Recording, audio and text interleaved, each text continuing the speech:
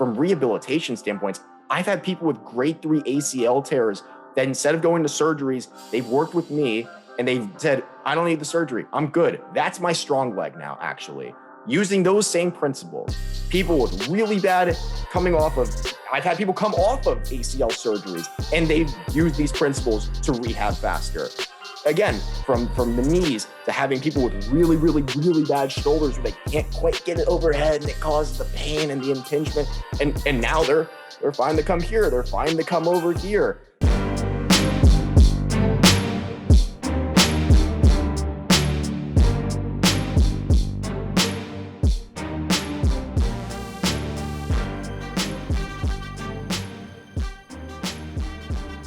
How's it going, Sam? How are you today?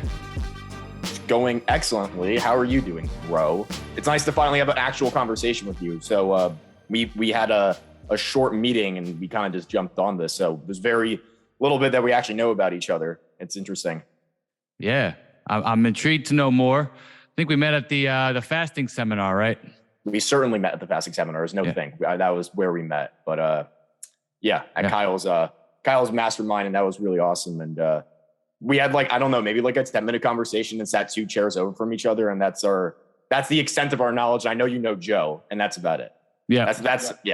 And we all had to ask questions at the seminar because we all were, I could tell you asked good questions. Joe asked about 75 questions and I had to get one in there because I was like, hey, all these other guys in this row are asking questions. I got to say something here, because I always have a quest for knowledge.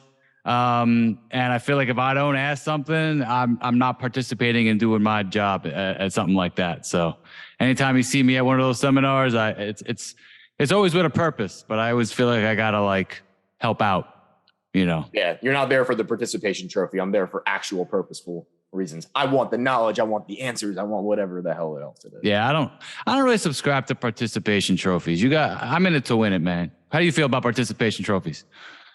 I think losing is an incredibly powerful lesson that I think, and listen, I don't have kids. I'm 24 for the background, but from my experience being a kid myself, losing was extremely important for me to recognize. Like if you just won all the time, you know what kind of an ego you would have? And look how, I imagine how that's how a lot of people are going to be growing up nowadays. Like you look at the background and how few people are actually facing the consequences of challenging situations or anything of that nature. It's going to be interesting to see how my generation and the one after mine is going to be impacted by the way we're being raised.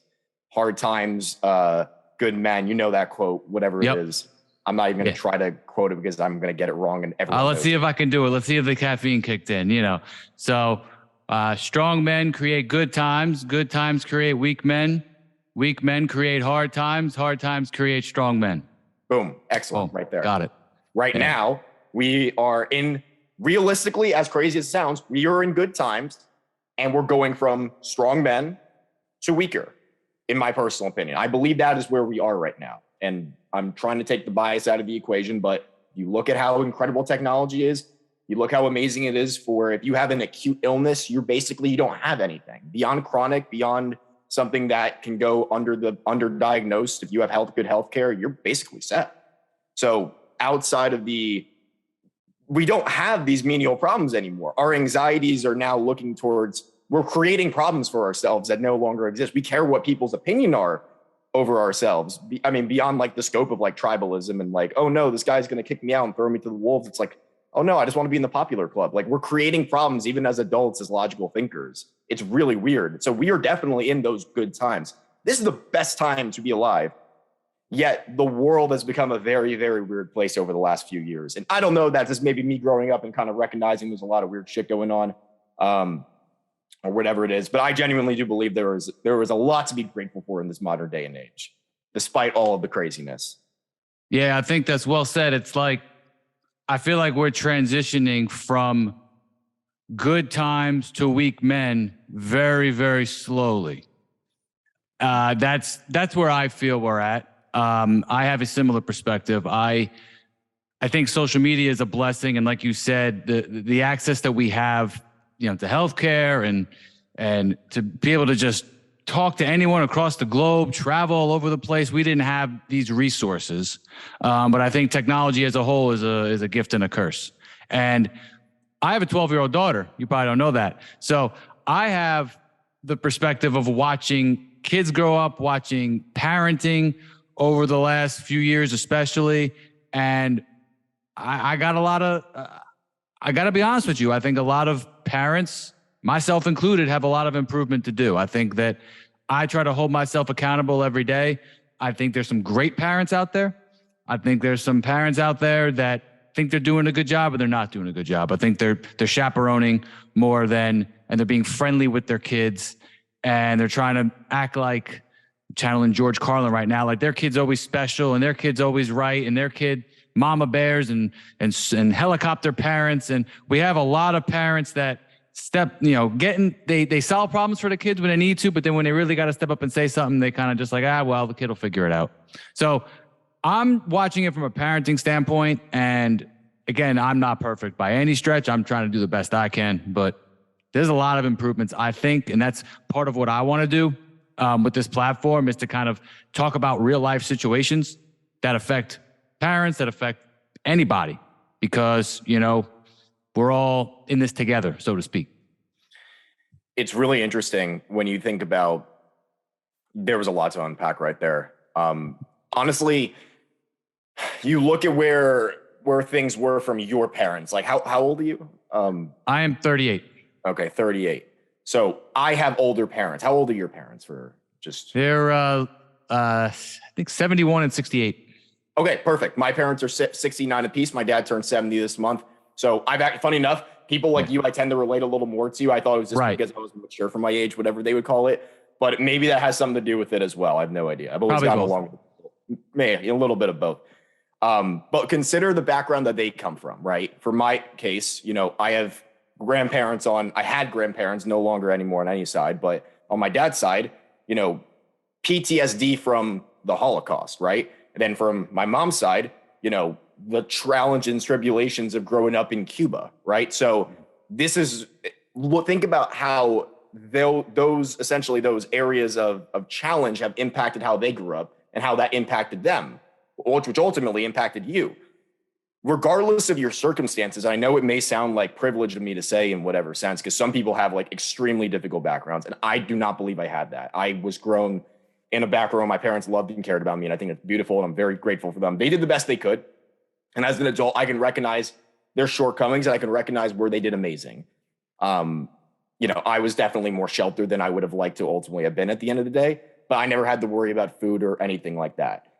I was never in any instances of abuse or anything of that nature. But I look now at some of my parents' behaviors, and I look at them as like, these are anti-growth behaviors that ultimately are shortcomings.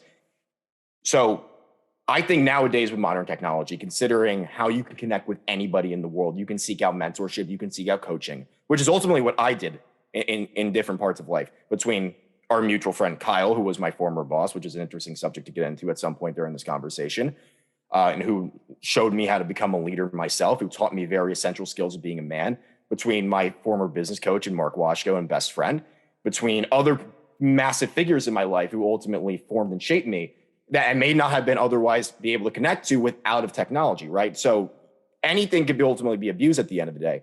In the hands of somebody like the people from our previous generations who were striving for those opportunities, who needed those puncher's chances to ultimately to just get out of the situations. Or you look at people like Elvis, it's like, I just need the one song to get out there and whatever it is. And like you look at Hollywood, you look at the people who work in the cafes, they're like, I'm an actor, like Joey Tribbiani, whatever the situation is, right? And they need that opportunity. With technology, man, if those people had those advantages, they would crush it. And nowadays, now that we have the thing, no one wants to actually do the thing that's necessary that results in growth. No one wants to put in the work. I am guilty of that myself in certain aspects of my life. There are hard things, and there's nothing, regardless of like, you could put in all the objections you want about like, oh, the circumstances are more difficult, but it's never been easier to get a lot of things done. It's very easy to become the uncommon person in the room and work towards growth-oriented things, to become more smart, to learn anything you want. Like, it's never been easier to grow and work on your deficit points and basically put this technology of life into our own hands and beyond the scope of your local library or the local gym guy or the this, that, and the other. You can have the best knowledge in the world and filter through all the information yourself. But that's a difficulty in itself. How do you navigate these things? Then look at all the marketing and all the things that people, between paid advertising and social media and being connected with so many people, how does that impact your brain? We're gonna look back at this time and be like, what in the world? Like, no one knew how to do this stuff. How crazy would it be? Like, you have a kid. How do you feel about social media for your kid and the influence that might have on a developing brain? No one knows how this is going to play out long term. We've never had this before. We have all this especially opportunity, now.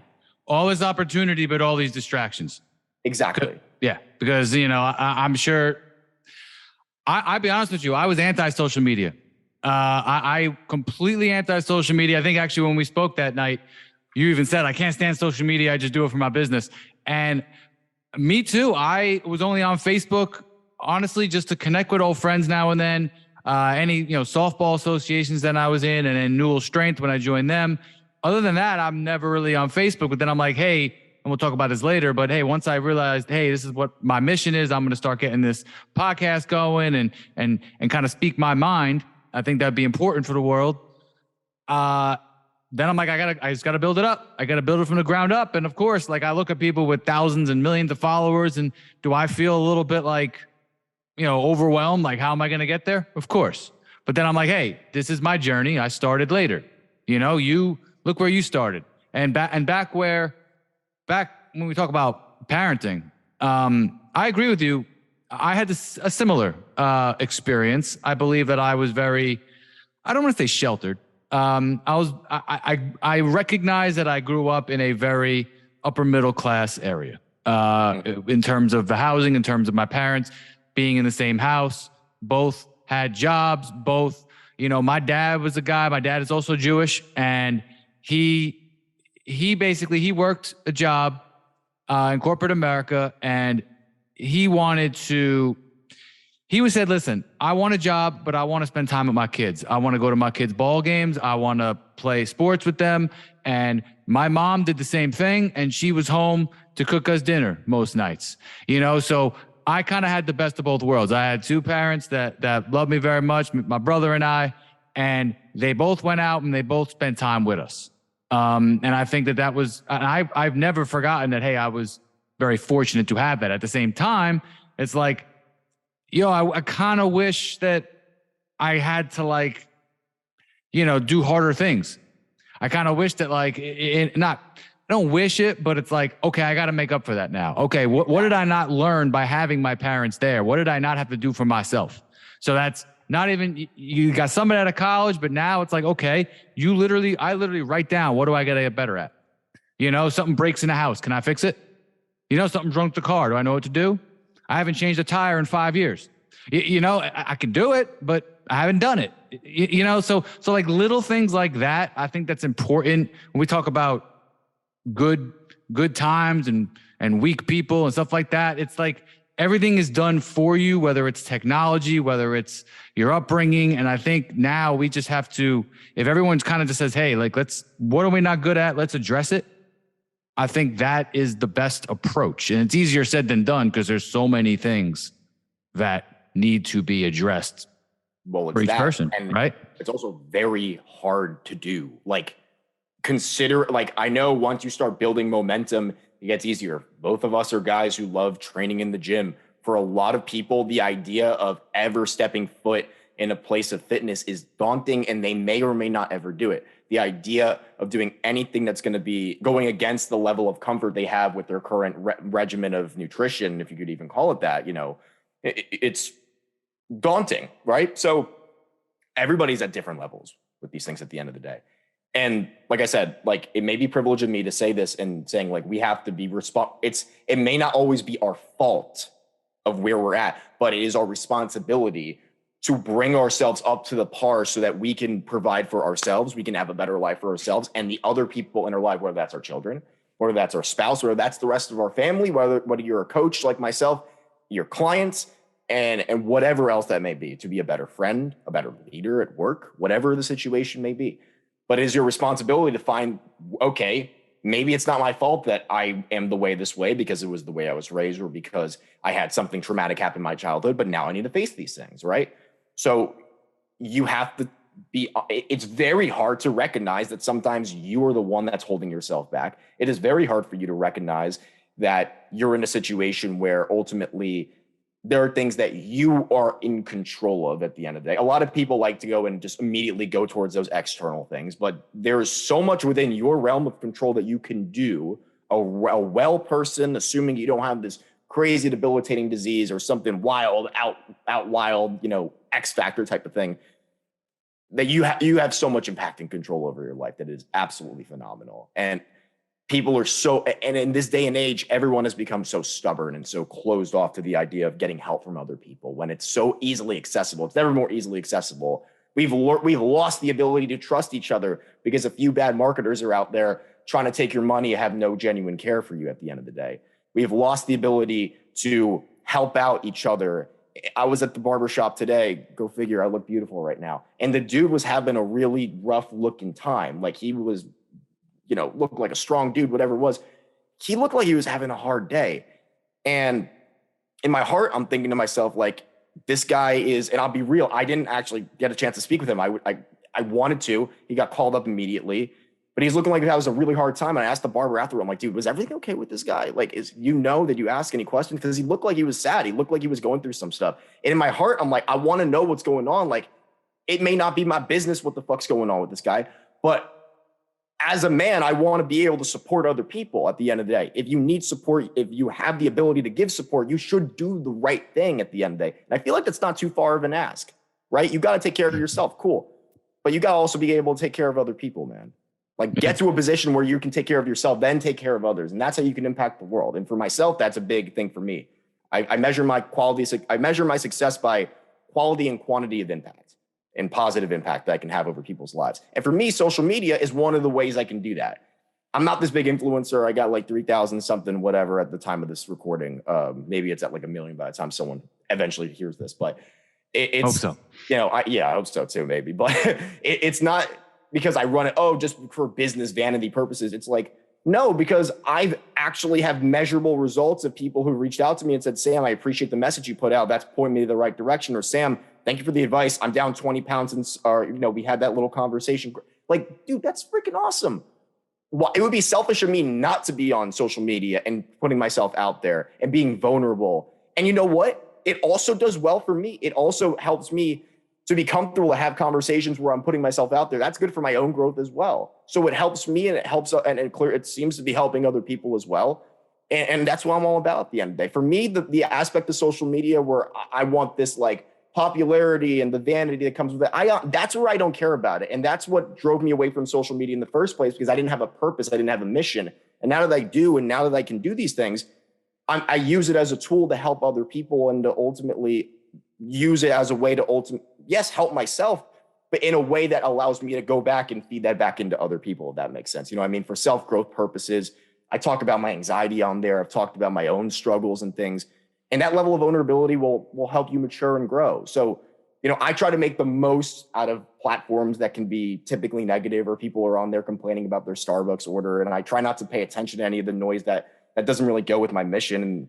And I try to use it for a tool for positivity and for good and for helping other people. You know what I mean? So yeah, of course, helps the business, and it's originally for business purposes, but I mean, look what it's been able to do. And I hope it continues to do so. That's why I do this. Right. Yeah. That's, I think back to what you said initially, which is that it's really hard to address your weaknesses. I am a confident dude. People that know me know that I walk in a room, I have confidence. I believe in what I say, but at the same time, I'm extremely humble and I'm extremely vulnerable. Like, I'll admit to you right now, I said I was going to do Brazilian Jiu-Jitsu last year and I didn't do it. I'm not happy about that. You want to know why I didn't do it? Because I didn't mentally prepare. Hey, I'm going to get my ass kicked for 6 straight months. Like, I'm not flexible enough. I don't want to tear something. I don't want to mess up my, what I got going on at the gym and basketball and softball. And it's like, I hold myself accountable for that. I said I was going to do something. I didn't do it. So I can, and I know this. I know personally I avoid things I don't want to do. That's why I even said my New Year's resolution. It's like leverage your strengths and own your weaknesses. Address them, stop putting them off, and turn those weaknesses into strengths eventually. Like you do it. Like I feel like I've watched some of your videos and I'm like, man, this guy is like, you're very flexible. You have all the great movements. There's a lot of stuff that I could definitely learn from you. And then I look at myself, I'm like, damn, I got this strength. I have this hand-eye coordination, but it's like, I'm going to fall apart. If I don't address these weaknesses in my body or in my mind, for instance, I recognize like, hey, I'm going to struggle. And I think and you say about people stepping foot in a gym. I have felt that way when, hey, let's say you go to a gym and you're one of the weakest people at the gym. I've had that. Now I don't care. Now it's like I want to lift with guys like Kyle and Frank and these other guys. I want to lift with guys who are stronger than me because then eventually I become a strong guy. But you want to be, they say you never want to be the smartest guy in the room. Find another room. You want to work out with guys who can teach you things. And I think that's what's great about, what I believe we're both trying to do, whether it's here, whether it's on the gym. Like I would want people to talk to me at the gym. And I'm always very inspiring to people. I'm like, hey, keep it going. Let's go. Like I always want to make everyone feel comfortable because I realize like, hey, there are other places where like jiu-jitsu or somewhere else where I'm not going to be comfortable. And I think if we all just kind of paid it forward like that out of the kindness of our heart, not like trying to do it for personal gain or glory, but kind of just saying no, like, hey, this is just emit positivity to the world. I think that's a great way to go about things. So like on that point, to get back to what you were saying, what is your mission? What is your purpose? And when did you figure out what it was? It's a lot. There's a lot to respond in there, but I'm looking to go right to your question. I mean, just to quickly touch on that before, because what you said about, I'm not flexible or I'm not this, that, and the other. I remember getting prepared. I tried to prepare myself for jiu-jitsu. So I'm hitting the jump rope. I'm trying to condition myself for like, we're going to do 5-minute rounds. We're going to do this amount of time. So I got to there's nothing you can do that's going to prepare you. How do you ever expect to be good at something you've never done before? It's not possible. Yeah. You can't. How, like, people expect, like, they're looking for motivation to get started in the gym. Cool. Yeah, maybe you watch like a little thing or you're playing your favorite song that you dance to that gives you that little boost. But how do you ever expect to really be motivated on something you absolutely suck at? Like clearly, or that you have poor experiences with. If every time you've attempted fitness, let's say 6 times over the course, like every 2 months you tried to start over the course of the year and a year's gone by, 6 times you failed, you have a negative association. How do you ever expect to be motivated to try something again? You're not going to be, unless you're a glutton for pain and punishment. That doesn't sound like a good time. Nah. You need someone who's going to make that a positive experience at the end of the day to guide you. Or you need to recognize that, no, I need to find a way to enjoy it. And you know what? Some people will find that. Maybe it's not the most optimal way, whatever it is. But dude, I even seeing people who are like, I used to do nothing and now I'm doing something, like that's a huge gain. Now from that something, would you feel comfortable trying this? And then maybe that stems into this and that and that and this and this and that. Build from there, right? Maybe you're not jumping into the deep end of like the best martial art in the world, but like you just start by watching, or you start by like, I did like a trial class here and there. Now you're doing serious competition. Now you're MMA world champion of the world. Like, like you got to build on these things. The journey. Yeah. It's a slow journey. Yeah.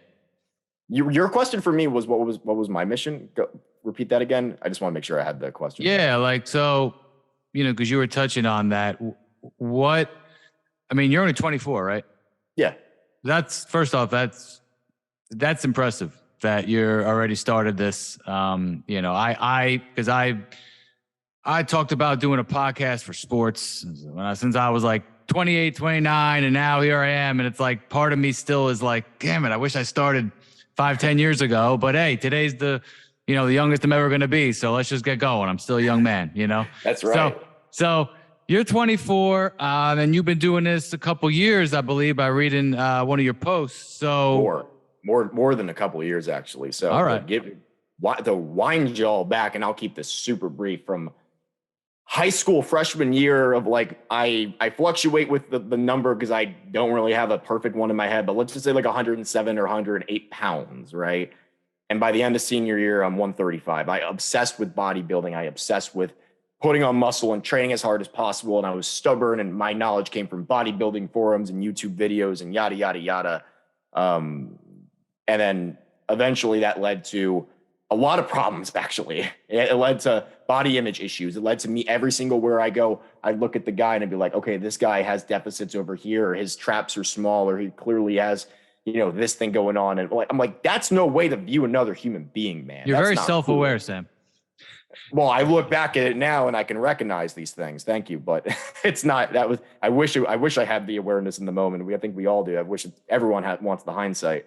And goes to show for the long journey I've been on. That was over 10 years ago now. But by the end of then, I'm lifting heavy 5 days a week, 135, deadlifting 315 with bad form. And to the point, eventually, I hurt myself. And, the injury eventually is like, oh, no overhead press. Okay, now no bench press. Well, now no anything upper body. Now just lower body. And now I'm in college, not happy. That was the only thing I identified with myself with, which is dangerous. And now that thing is getting taken away from me. I remember being in psychology class, Googling and trying to understand the mechanics of the shoulder so I can fix myself. I didn't care what was going on in my degree. I was a finance major at Rowan for a minute. But for me, it was just like, I just wanted to be better so I can go back to my thing. And I couldn't figure it out. Physical therapy failed me. Massage failed me. Eventually, I had a surgery, which ultimately failed me as well. They should not have operated on a healthy shoulder, and physical therapists should have known better to say, here's my actual problem. Here's what you need to do. So of course, I have some frustrations on a few, mostly the surgery one is the one that kind of, but they should never have operated on a healthy shoulder. They cleaned some stuff up and nothing happened. I ended up recovering. It's fine, but it's ridiculous. But regardless, I digress. Somebody eventually told me like, oh, you seem to know a lot about fitness, which hindsight back then compared to the average 18-year-old, sure, maybe I did. But I was like, cool, yeah. I've lived it for 5 years now, whatever. I know a couple of things. And it's like, you're a personal trainer? I'm like, no, I did be a college graduate. It's like, no, my buddy is. So I looked into the stuff. Apparently you can just get a certification. So I went with NASM, and I put more academic time studying into that than anything in my academic career up to that point. I found passion in something interesting. That was a big win. And eventually I finished that up. And that same summer of 2017, I'm looking for part-time personal training, short-term, because I'm going back to school. I'm looking around the local area. I stumble into New Well Strength. Kyle gave me a unique offer. I'm not going to pay you, but I can guarantee you will learn more here than anywhere else. And if you do well, you'll come back to a paid position. Let me know what you think. And a day later, I returned and I said, let's start Monday. So I did. And within like 2 weeks of that, he's like, you're coming back for a paid position. It was good. It was interesting. I got humbled. I thought I knew stuff, and it turned out in-person knowledge was like a whole different experience for me, between learning from Mike Daly, and learning from Dana, and there was a handful of other coaches back then, and Johnny and Chris and people like that, and Kyle, of course. It was great. It was a big learning experience for me. And eventually for me, it was amazing because I originally got into personal training out of a more selfish purpose. If I wanted knowledge for myself so I can never get injured, so I can ultimately help myself. And over that course of that summer, 2017, at 18 and something change years old, I learned that I actually love helping people. And for me, that was the big switch. And from there, eventually, here we are with this.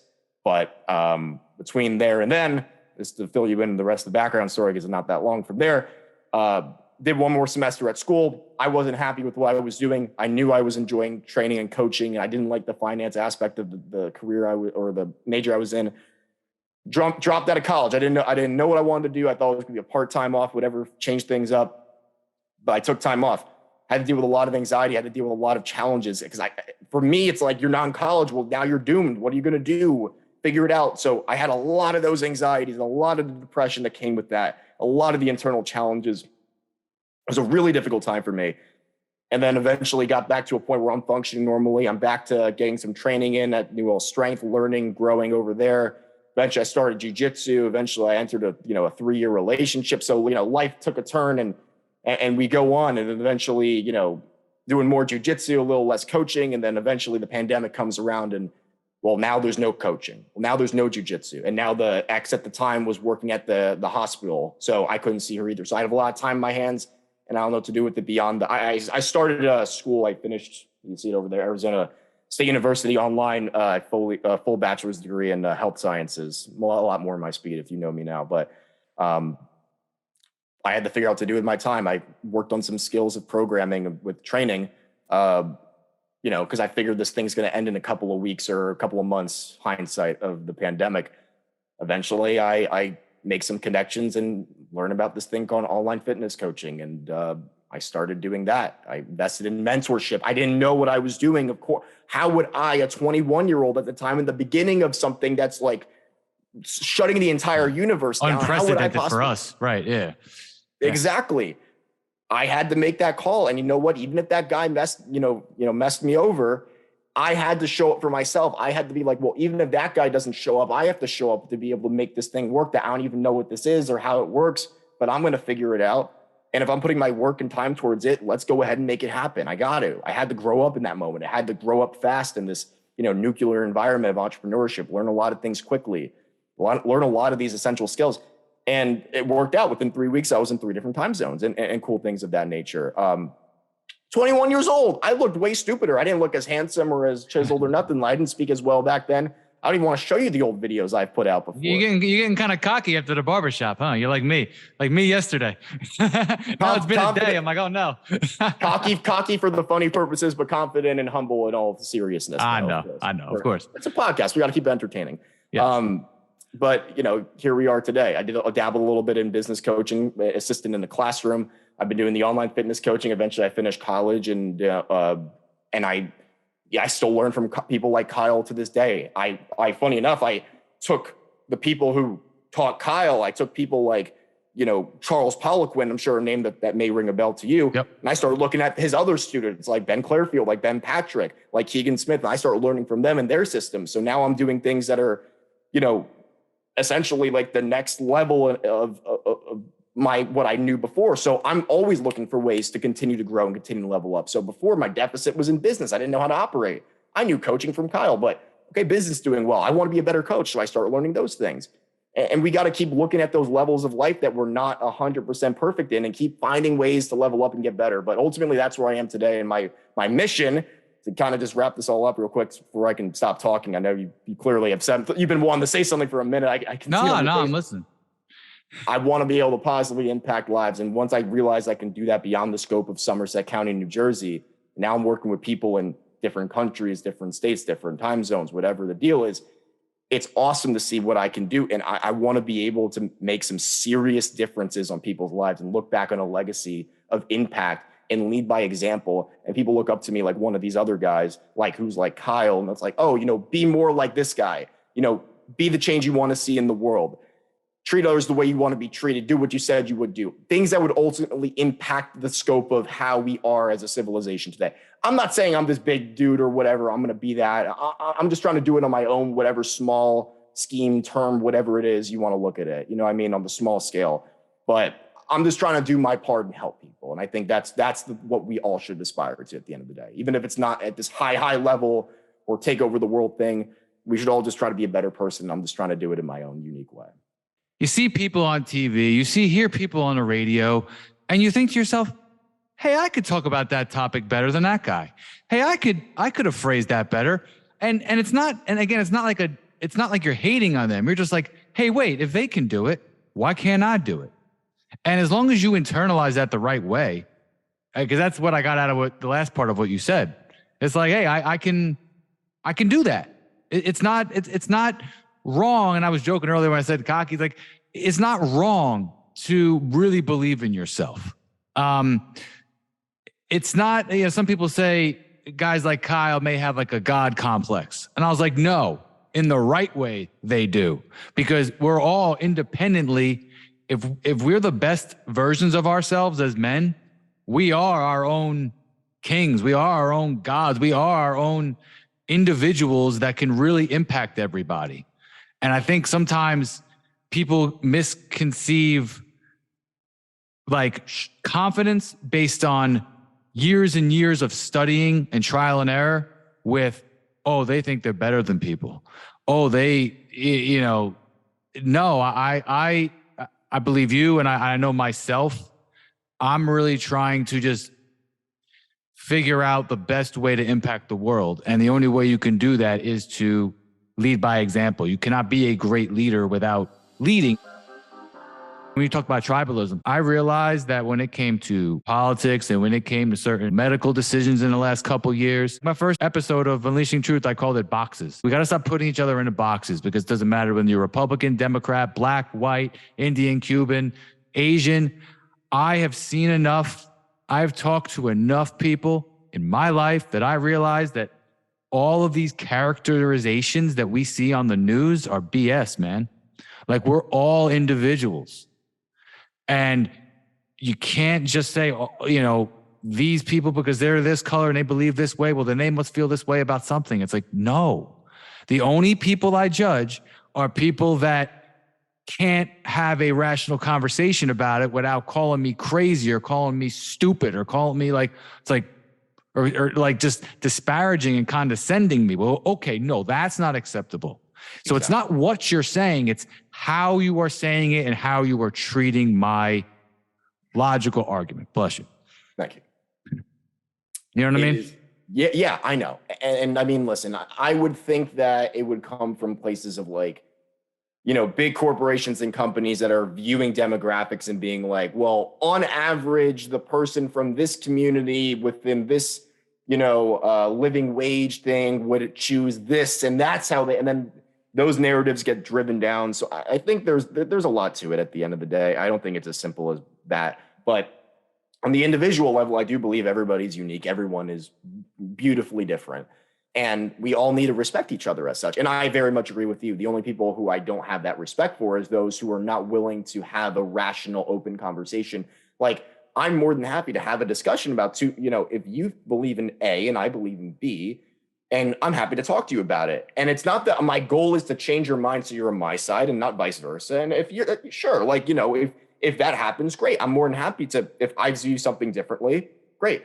I was originally taught to never squat with your knees going over your toes. I have learned things that have taught me otherwise. I've joined the other party of things. Okay, great. I was open to a new way of thinking. And I think that's a beautiful thing, as opposed to being said, I was told this, so I will never go here. I think human ego plays a big factor in these things. Mm-hmm.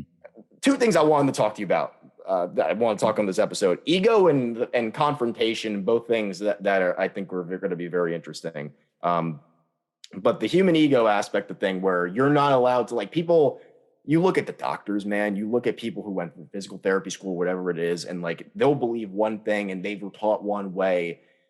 You have a disease and, you know, whatever it is, this is the doctor, this is a specialist, and he's used to talking to all these people, and he undermines all of his patients because, oh, I'm the black belt in the room. Like, do you not remember what it was like to be a white belt at one point? A lot of people maybe unlearned that lesson of humbleness at one point. And I think it's important to keep that mentality on you for your entire life. Recognize that everybody has valuable input and nobody should be undermined. Nobody should be in this position of like, you know, oh, you don't know what you're talking about. Like, just shut up and listen and do what I tell you to do. With some exceptions, right? If your 2-year-old is trying to tell you like, but dad, my shoelaces, like, no, just put the Velcro this way and you're fine. Like, you don't need to reinvent the wheel. You know what I'm saying? Within reason. But that black belt can get rusty. That black belt can get rusty. New information can come out that may counterintuitively put you in a different position. And now what are you going to do? What happens when the UFC in 1993 comes out and you're doing one of those wushu, weird karate nonsense things? Not to say karate is bad. You know what I'm talking about? Like, right, one of those like Tai Chi, energy blast martial arts. And you find out jujitsu is actually one of the most impactful martial arts. Are you going to change your ways because logic has told you otherwise? And you're going to learn the thing that's effective because you're actually trying to do or is from a business perspective. You know what I mean? Like, what are you going to do in light of this situation? Are you going to reject it? Are you going to close yourself off? Are you going to, it highlights a lot of like what people's ethics are, where people's egos are at. Jiu-jitsu is one of those things that challenges those people's ego a lot too, because the smaller guy like me and you go and you're like, damn, Sam's 5'7" and whatever. Why the fuck is he choking me out all the time? Like, you know what I mean? And you're not that guy, but there are people who look at me and they're like, they think it's going to be fine. And I go on top of them and I have to be like, relax, I'm gonna take care of you, don't worry. And they don't like that I'm trying to be nice and they think I'm being disrespectful in that, like, as opposed to me trying to like go at it like it's like a real fight. I'm like, no, man, that's not how we do here. Or if it is, go with that guy, because I'm not here to try, because that will get me hurt. And the likelihood is you might be too big for me to just fully control and just have my way. I might need to hurt you so I don't get hurt. You know what I'm saying? So yeah, I you know, you have to have that rational level to be the level of, anyway, that's jujitsu. But ringing endorsement right there. Great. Anyhow, my point is that a lot of people aren't willing to face the fact that they may be wrong at something. Guess what? If you were taught something, maybe it used to work for you and now it doesn't work for you, and now you had this level of confidence and everything, but now you actually find out that it's at level 0, and somebody maybe younger, cuter, smarter, whatever it is, comes along like myself and says, actually, here's the thing. And you may be like, what the hell does he know what he's talking about? Because I've had this happen. You think I'm not the victim of age bias? You think I'm not the victim of like, you can't possibly know anything about the human body or strength and conditioning because you're not the biggest, jacked, strongest dude in the room? People will be very, very surprised. You look at the social proof, it's out there. But a lot of people don't want to listen to me just because I'm not this big. It would do me a lot of good to go on a steroid cycle. Even if I didn't learn anything different, people would go ahead and just look at me differently. You know what I mean?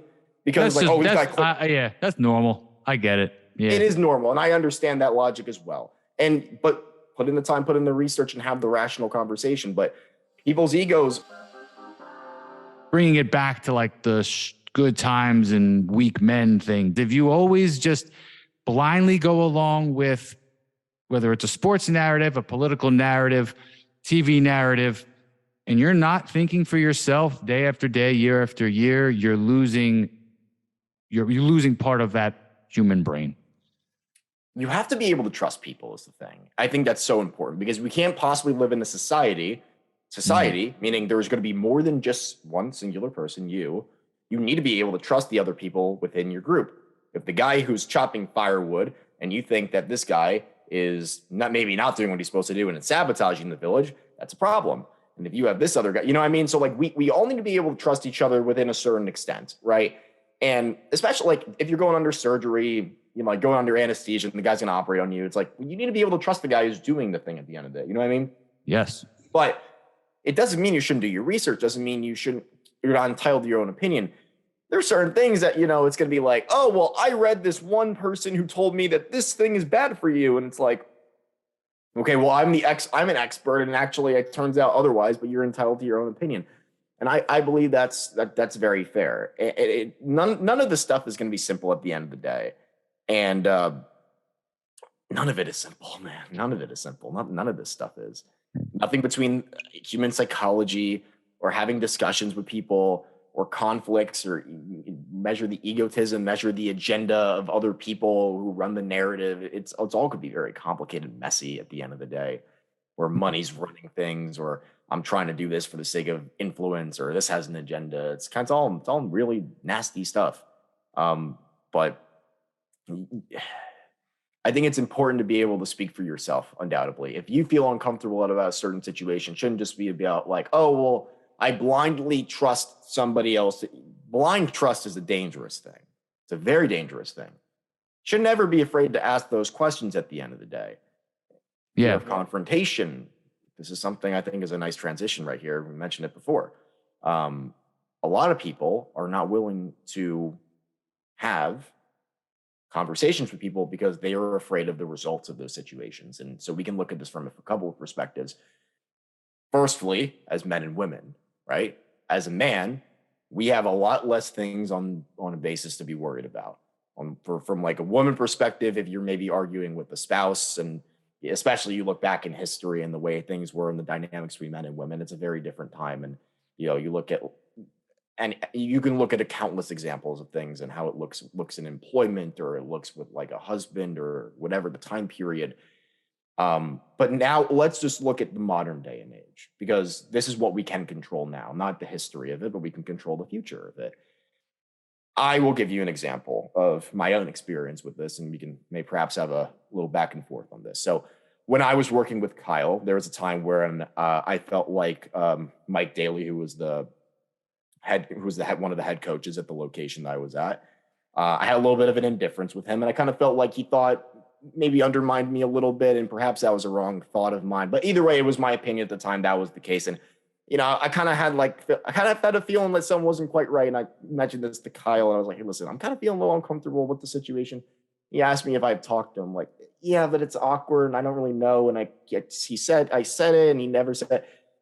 And he explained to me, like, well, what's the worst thing that can happen? Are you going to die? No, of course not rationally, right? Well, okay, what's wrong with having conversation? What's the worst case if something's a little bit awkward at the end of the day? You know what I mean? So being able to play out those worst situations and rationalize those anxieties and not just say like, oh, it might be this or it might be that. And what's the worst case? And if it does happen, are you going to die? It's not a big deal. Being able to face those things. And sometimes it's not going to be like, maybe you're socially awkward and the first time you have a conversation or big presentation, and maybe it doesn't go as well as you want to. Maybe you start with something smaller. Maybe you start with a one-on-one conversation and you start with presenting to a couple of people, whatever it is. So for me, ever since that point with having that conversation with Kyle, I've been able to kind of go in those situations. And I think to myself, what's the worst thing that can happen? If I have that conversation, if it's a little bit confrontational, for me, obviously being able, as a man, I have a lot less rational fears about like my safety and things like that. So obviously I'm not going out of my way to cause mayhem and stuff for the sake of confrontation. It's more so in like oh, they messed up my order and I'm concerned about allergies. Like, let's have that awkward. Maybe this person doesn't know how to talk and it may be awkward because they're not maybe a very good waiting staff, whatever it is. But I need to be able to have this conversation, even if it's going to be awkward. Or, hey, blah, blah, blah, customer service. Or, hey, blah, blah, blah, employment. Or, hey, blah, blah, blah, your coach or your mentor, whatever it is. Talk money with a client who maybe not feels awkward about the situation.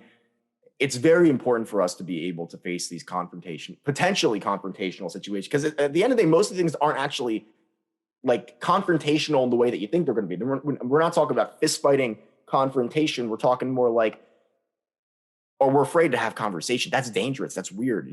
I believe what we'll find as generations like your daughter and such grow up, the amount of time that we're spending on things like this and having less real talking practice, to be a lot more social awkwardness, be a lot more fear of having conversation. I tried to talk to a couple of people who looked like they were, 17, 18 years old at the gym. And I saw people do some knees over toes stuff. I'm like, hey man, that's ATG, knees over toes. And they look like they've never, a random guy comes up to them. And I'm like, okay, clearly these people were just like, it baffled them to have a conversation in public with somebody. I'm just like, oh, you just keep looking into it and do a great job. Awesome. Just wanted to say, what's up? That's it. And it's weird, right? But this happens with people even our age and beyond.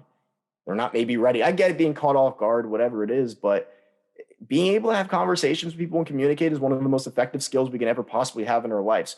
Having confrontation is pretty much inevitable at some level. Yeah. We need to be able to face these things. I guarantee you, I don't care what line of work you are in, you will be a better human being in relationships, in employment, if you learn how to communicate at a higher level. And that is something I've taken a lot of practice, even in this time of isolation and COVID and all this other fun stuff going on in the world, to practice. My skills of this stuff has never been better, to be able to speak and things like that. Yeah, of course, maybe I'm rambling now on a podcast and people are clicking off as we speak because it's boring. But the point is, it's like, you've got to be able to handle. Yeah, because you just called them out. That's why. People don't like that. Again, It's like, I feel called out. I feel awkward, and people don't feel comfortable with themselves. People don't have that confidence in themselves. And these are also just stemming other issues of common man, where you can't talk about anything that has anything to do with discomfort or insecurity, because all of a sudden they get all riled up or they get defensive and emotional instead, as opposed to being constructive and receptive. So this again, I'll stop right there and just let you intervene and jump in, but it goes for days. Like, there's a lot to all this stuff. First thought is keyboard warriors. So much easier. I am proud to say that in 38 plus years on earth, I have never had a back and forth with anybody on social media more than where I wrote two things. Because that is a waste of time. There is nothing to be gained. If I want to make a point, like if one day, hopefully I become, kind of well known for what I'm doing here, and we want to have it back and forth, I understand it. But I'm not just going to argue with some random guy because I know that he's not going to, he sees it this way, I see it this way. It comes to sports. You know how guys get with sports, man. It's tribalism to the tribalism degree. And then the other thing is communication is key. I think you're a great communicator. Spoken to you for a couple hours in life, but you're definitely a great communicator. I'm very good. My problem is I have too many thoughts in my head. And even when I do these reels and these podcasts, it's like actually sitting there and writing it and being succinct, yet being able to expand is a really tough skill that takes a while to master.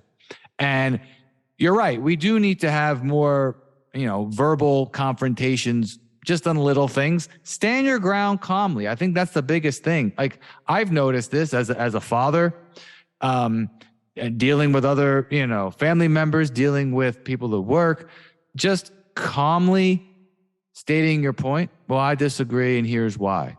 And just be very direct but calm. It prevents, a lot of problems from happening.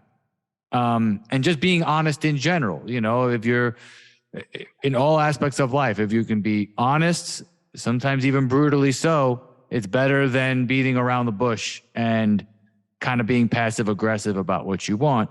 And then I think it comes to mindsets and expectations. Like, when I drive a half hour in New Jersey, as soon as I get in the car, I go, 2 people are going to piss me off in the next half hour.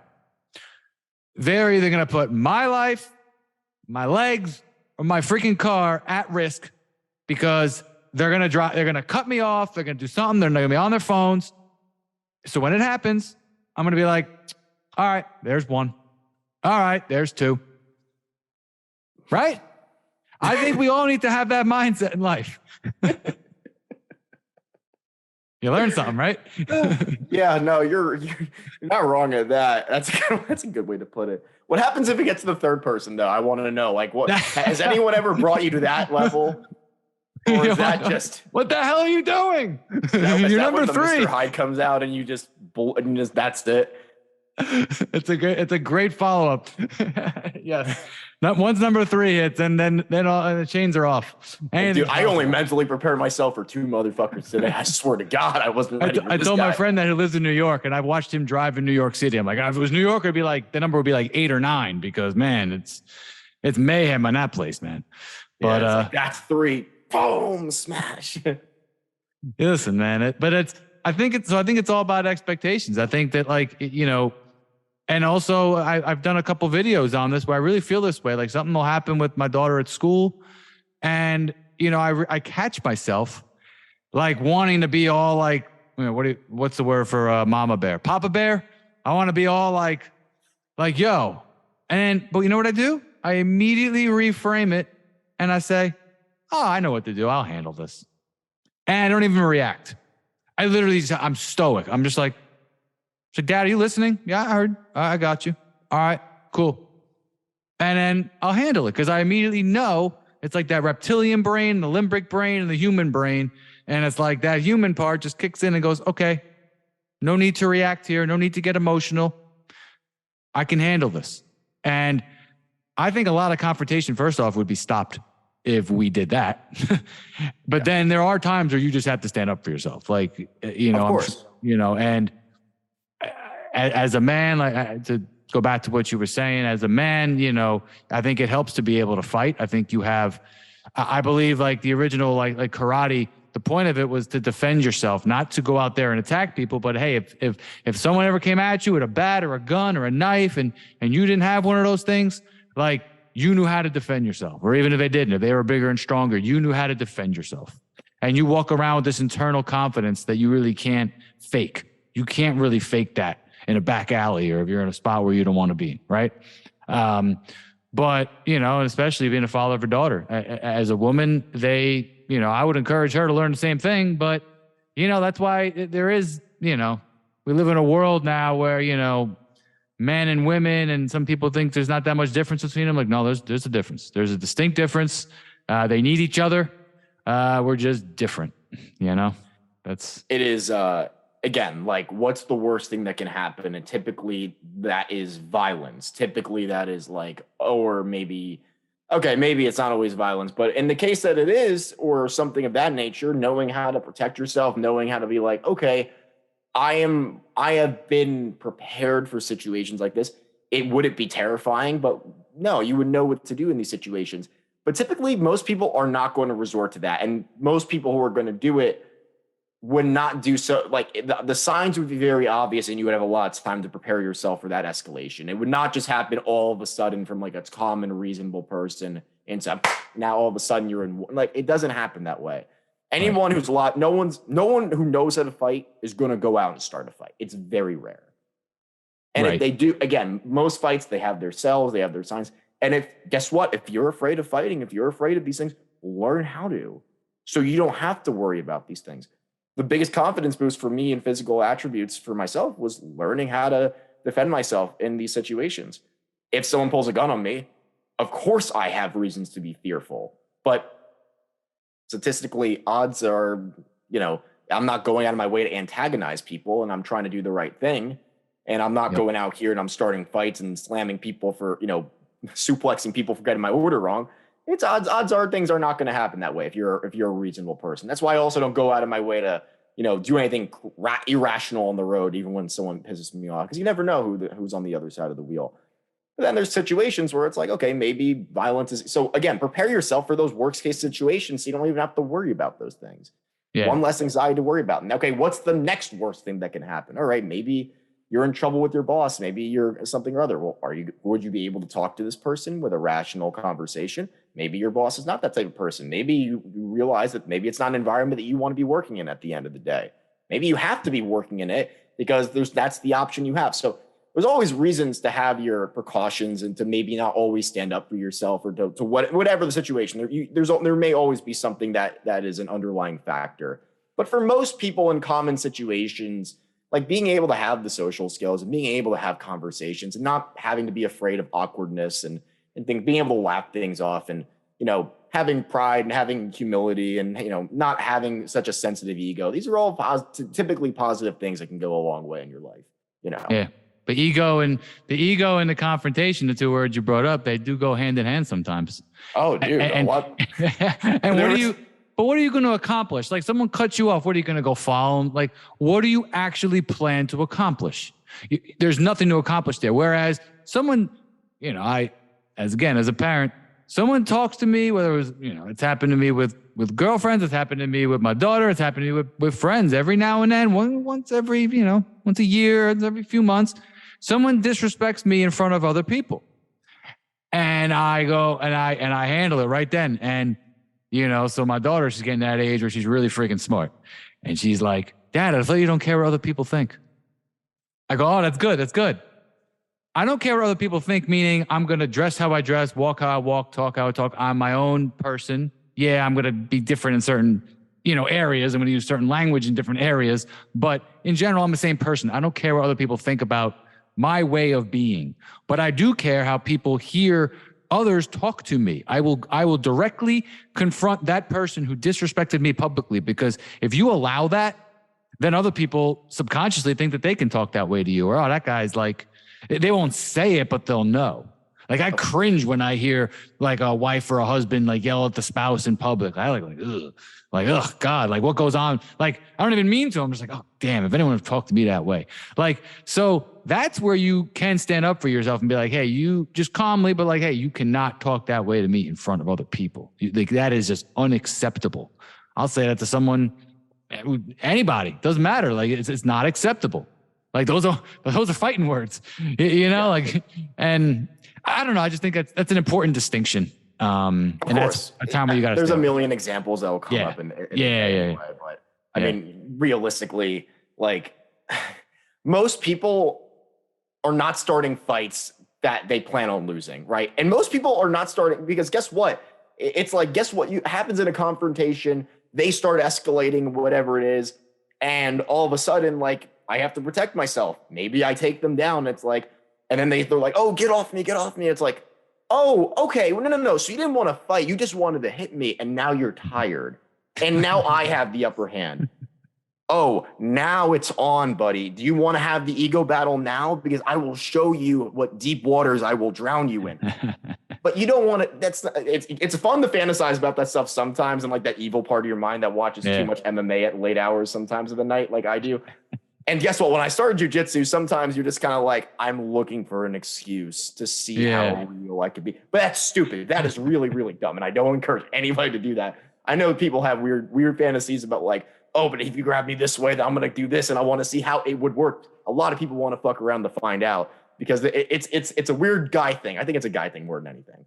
But we would not do that. We're like, we're not going to go and pick fights to do that stuff. And we shouldn't do that. We should keep all that practice and stuff. And we should never have to really need to use it. It should just be for the sake of getting better for ourselves so we can help others and be positive and all that good stuff. But yes, you do need to stand up for yourself. I do agree. And I think having the confidence to be able to do so is very important, especially as a man.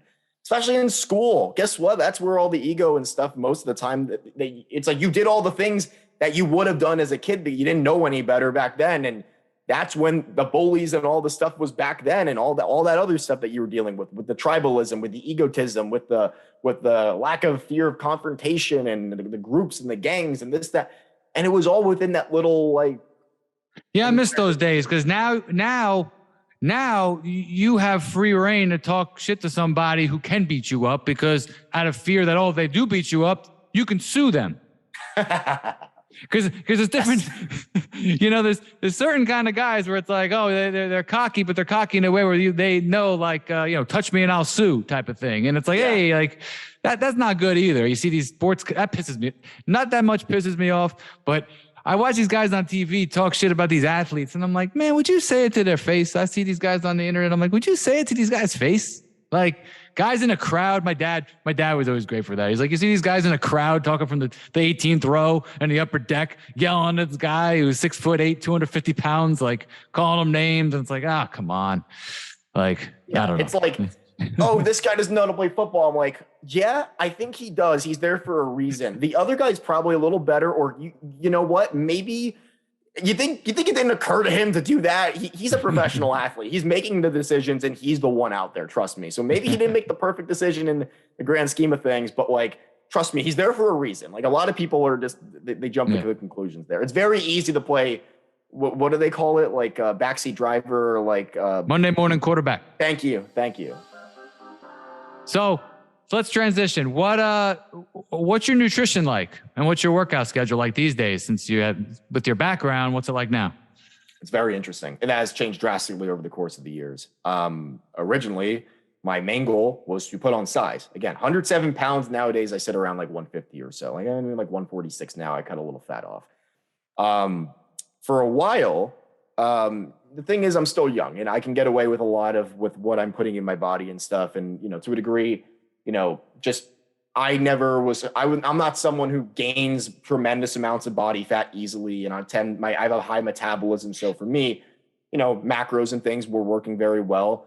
And once I started diving more into the realm of fasting and doing things under Kyle's, like, wisdom, again, like, even though I'm not working for him anymore, he's still the guy I'm looking up to for knowledge and stuff. He's still a very impactful figure in my life. So going down those areas, it's been really awesome to see, like, the increase in energy, the increase in focus. I look at different ways of nutrition as tools, and I've had my experimentations. Nowadays, I've experimented with the longer fastings. I've done, up to like 66 hours. I've done some 36 hours here and there. I've done some 48s here and there, some 1 meals a day, some 2. Nowadays, I typically do like 2 meals a day, trying to pack in a little more calories, a little more protein. I do like 16, 18, sometimes 20 hours. Sometimes I'll just do the 1 meal a day. Depends on my schedule, really. I don't let the nutrition dictate me as much as it used to. I used to have a very negative relationship with this stuff, because for me, it was I had to force feed myself to get all these calories in. Realistically, and definitely, you've been around Kyle long enough, training stimulus is a big reason why people will not put on the muscle. And back then, I didn't have all that same training stimulus. It was just like, work out and just eat. There's a lot of different ways you can look at, how the body works at the end of the day. So nutrition nowadays, some form of fasting. Sometimes I'm not always fasting, but I typically eat mostly healthy foods, things that make me feel good, plenty of fruits, protein, plenty of grains, carbs, all that great stuff. Good supplements, get my aminos in, get some collagen, omega-3s, all that great stuff. Now for training, that's been a little bit different. So I've always been the proponent of something in the lines of strength training, right? Ever since I've really ever started, it's always been the line of something bodybuilding related, something in the line. And then eventually when Kyle came along, the philosophies and stuff that he's taught me through there, it's very interesting. I'm gonna take a sip of water I'm gonna try to keep this brief, just for the sake of, because I don't want to make this a training podcast. But the way that I learned it through him And listen, there's ways I've learned it through those NASM books that are sitting over there, which is cool, whatever. There's a lot of different ways to skin the cat at the end of the day.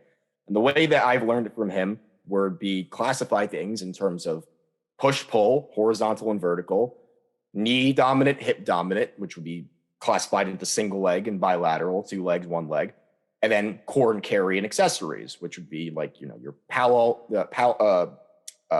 off presses and things of that nature, anti-rotation, anti-lateral flexion, like your suitcase carries, your farmer's carries, your planks, and your all that other stuff. And then the accessories would be more like the arms and the triceps and the delts and maybe some calf work, whatever it is. And that's all very good. And the idea more from what I've learned from Kyle was that metabolic stress, right? So doing the workouts and getting the strength training and putting up the numbers and putting up a lot of weight. And the metabolic stress would ultimately be what would do the majority of that stress to your system. And that's how you grow back bigger, better, stronger.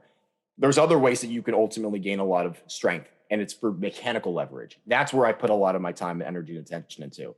So Athletic Truth Group is where I've recently been putting a lot of my time in. And that is where I've learned from other students of Charles Poliquin, Ben Clarefield, Ben Patrick, Keegan Smith, Marcel, etc. So this is a relatively new, and I want to say new, but this has been like the rebranding of like certain aspects of what Charles Poliquin was using before, right? So Kyle's also a student of Charles, and he's had other approaches to training, and there's German volume training. There's a whole bunch of different things you can look at the end of the day, but it's an interesting conversation to have at the end of the day, because there are certain things that through the Athletic Truth Group and ATG is what I'm just going to refer to it as, that we believe in that goes against the grain of certain things, right? So the idea of working on your weakest links, the idea of which I wouldn't necessarily think is like something that people would generally disagree with, but certain concepts like knees over toes, right, is a pretty one that a lot of people are hearing nowadays. This comes from the ATG and things of that nature. The idea of, using a fuller range of motion, maybe, things of that nature. So the idea of doing a split squat where your knee is, it's not just you're doing this in like a 90-90 kind of knee bend. It's like you have a full knee bend with your front knee, and this is your foot and your knees over here, hamstring covering calf, and your back leg is stretched out behind you. I'd show you, but it wouldn't catch on camera. But you can see the stuff on my Instagram and stuff like that. So I've been putting a lot of time in learning the stuff with the mechanical aspects of things and how you can apply mechanical stress to ultimately elicit those demands in the body. Because guess what? Demands will ultimately, the stress that you put on your body and the demands you put on your body will be met with adaptation if it's at an appropriate level. So the way I've looked at this is that this is stuff that typically we would look at from like an athletic or a rehabilitation standpoint, right? And this is stuff that's still relatively new to me, man. I've only been learning this for a year, and it's hard for me to explain this to somebody who's never like in a podcast form where I know other people are listening and trying to follow along. It's actually kind of hard for me to explain this stuff like this, even though my page is a lot of ATG stuff. I'm the only ATG endorsed coach in all of New Jersey. It's kind of hard to just explain what is ATG. There's certain principles that are unique to us that we believe that if you apply, you will be more successful in your fitness venture. You'll have more longevity. It will lead to better strength gains. I was about to say that word, longevity. Yes, to better longevity, to better strength gains, ultimately to the ability to activate more muscle fibers. So a big thing that is a big concept for us is the idea of short range and long range. So let's explain what that is. I'll keep this one super brief. I don't want to make this a training seminar, but short range and long range training, right? So if you look at bodybuilding as a whole, there's a lot of things where you're doing a lot of maybe like isometric stuff, like maybe you're doing like a spider curl, you're curling up here, things that you're telling your mind to contract the muscle for. And these are things that are very healthy for the muscle. Maybe it even cramps you up a little bit, makes you feel like you're full of that lactic acid and you're full of that blood flow. It's hard to get that pump, right? And that's great for the muscle. But where do the injuries typically happen? It's with your ego. I'm sorry? With your ego. With your ego. Yeah, that too. But when you apply more stress than the joint can handle or the muscle can handle, doing things like this are great to get you big and strong. Look at the people who have done that. but also the tendons are not going to necessarily get that same level of stress, right? The connective tissue is not going to get that same level of stress. So of course, short range training is safer. Only doing short range training will ultimately lead to you to being tight and restricted. And when you look at injury, being really, really strong is a benefit. Strength is the mother of all qualities. Charles Poliquin says this, right? Is undeniable. Newell's strength, stronger by Sam. There's a reason why we put strength in the name. It's the number one quality. But being tight and restricted and strong will still lead you to injuries.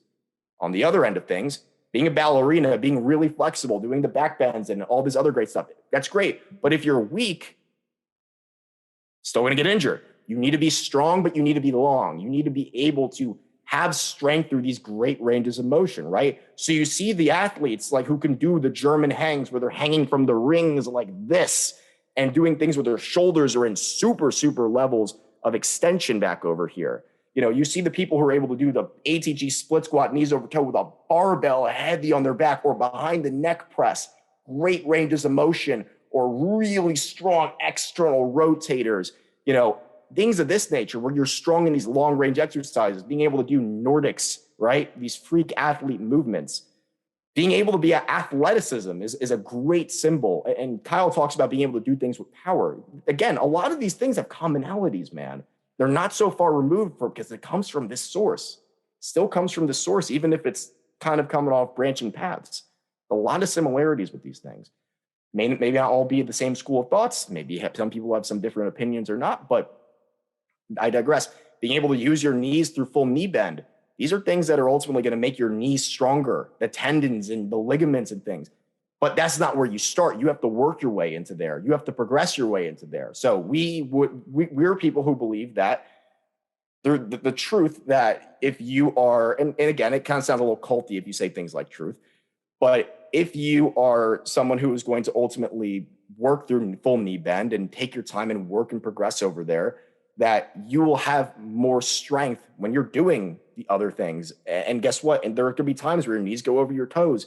Your tendons are going to take that strain. If your tendons are strong enough, you're going to be fine. If your ankles are strong enough in certain positions, you're going to be fine. So I've been putting a lot of time and attention into those things. And the results of that have been me becoming stronger in ways that are much more different than I've ever been in my life. And overall, it's led to more strength gains and more muscle gain. And ultimately, I've only been doing this stuff for a year, man.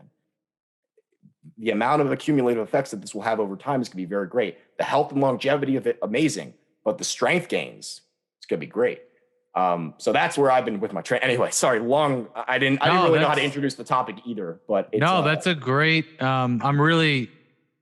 I think that's really thought provoking, and it definitely speaks to me personally because people see me, they say, "Oh, you look great." I go, "Yeah," and I don't get injured. It's incredible that I don't get injured, but I'm too tight.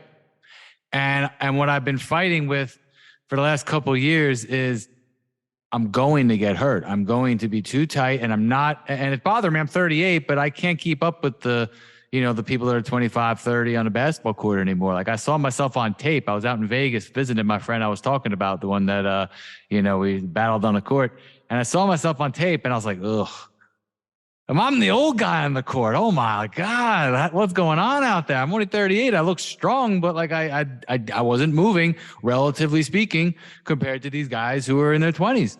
And I'm like, well, the only thing that's stopping me is my flexibility and range of motion. And correct me if I'm wrong, but it sounds like what you're saying is if you strengthen your tendons, your joints, day after day, you will be able to build more muscle because they will be able to support more muscle.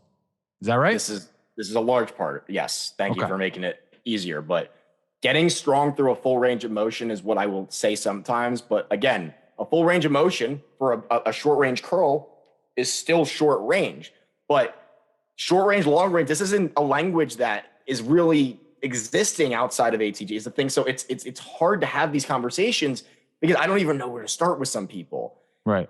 And that's a problem. And maybe that just means I have more to learn so I can explain things easier. And it definitely is the case too. But getting strong, guess what, man? If you're able to get strong through a full range of motion, let's say that people aren't strong up here in the low traps to bring their arms overhead. Well, how fast do you think you're going to be when you bring your arm? Your body's going to slow it down. Like, you know how like your hamstrings might get tight if you lift your leg like this? And what if you have to front kick someone in the face? You're going to be fighting your body, man. Yeah, that's, you know what? I'll be honest with you. Again, like I know what I'm great at the gym, and I feel great when I'm lifting this heavy weights and doing it fast. And then I look at these high school kids and they're like cleaning 185, 225, just putting it up to here.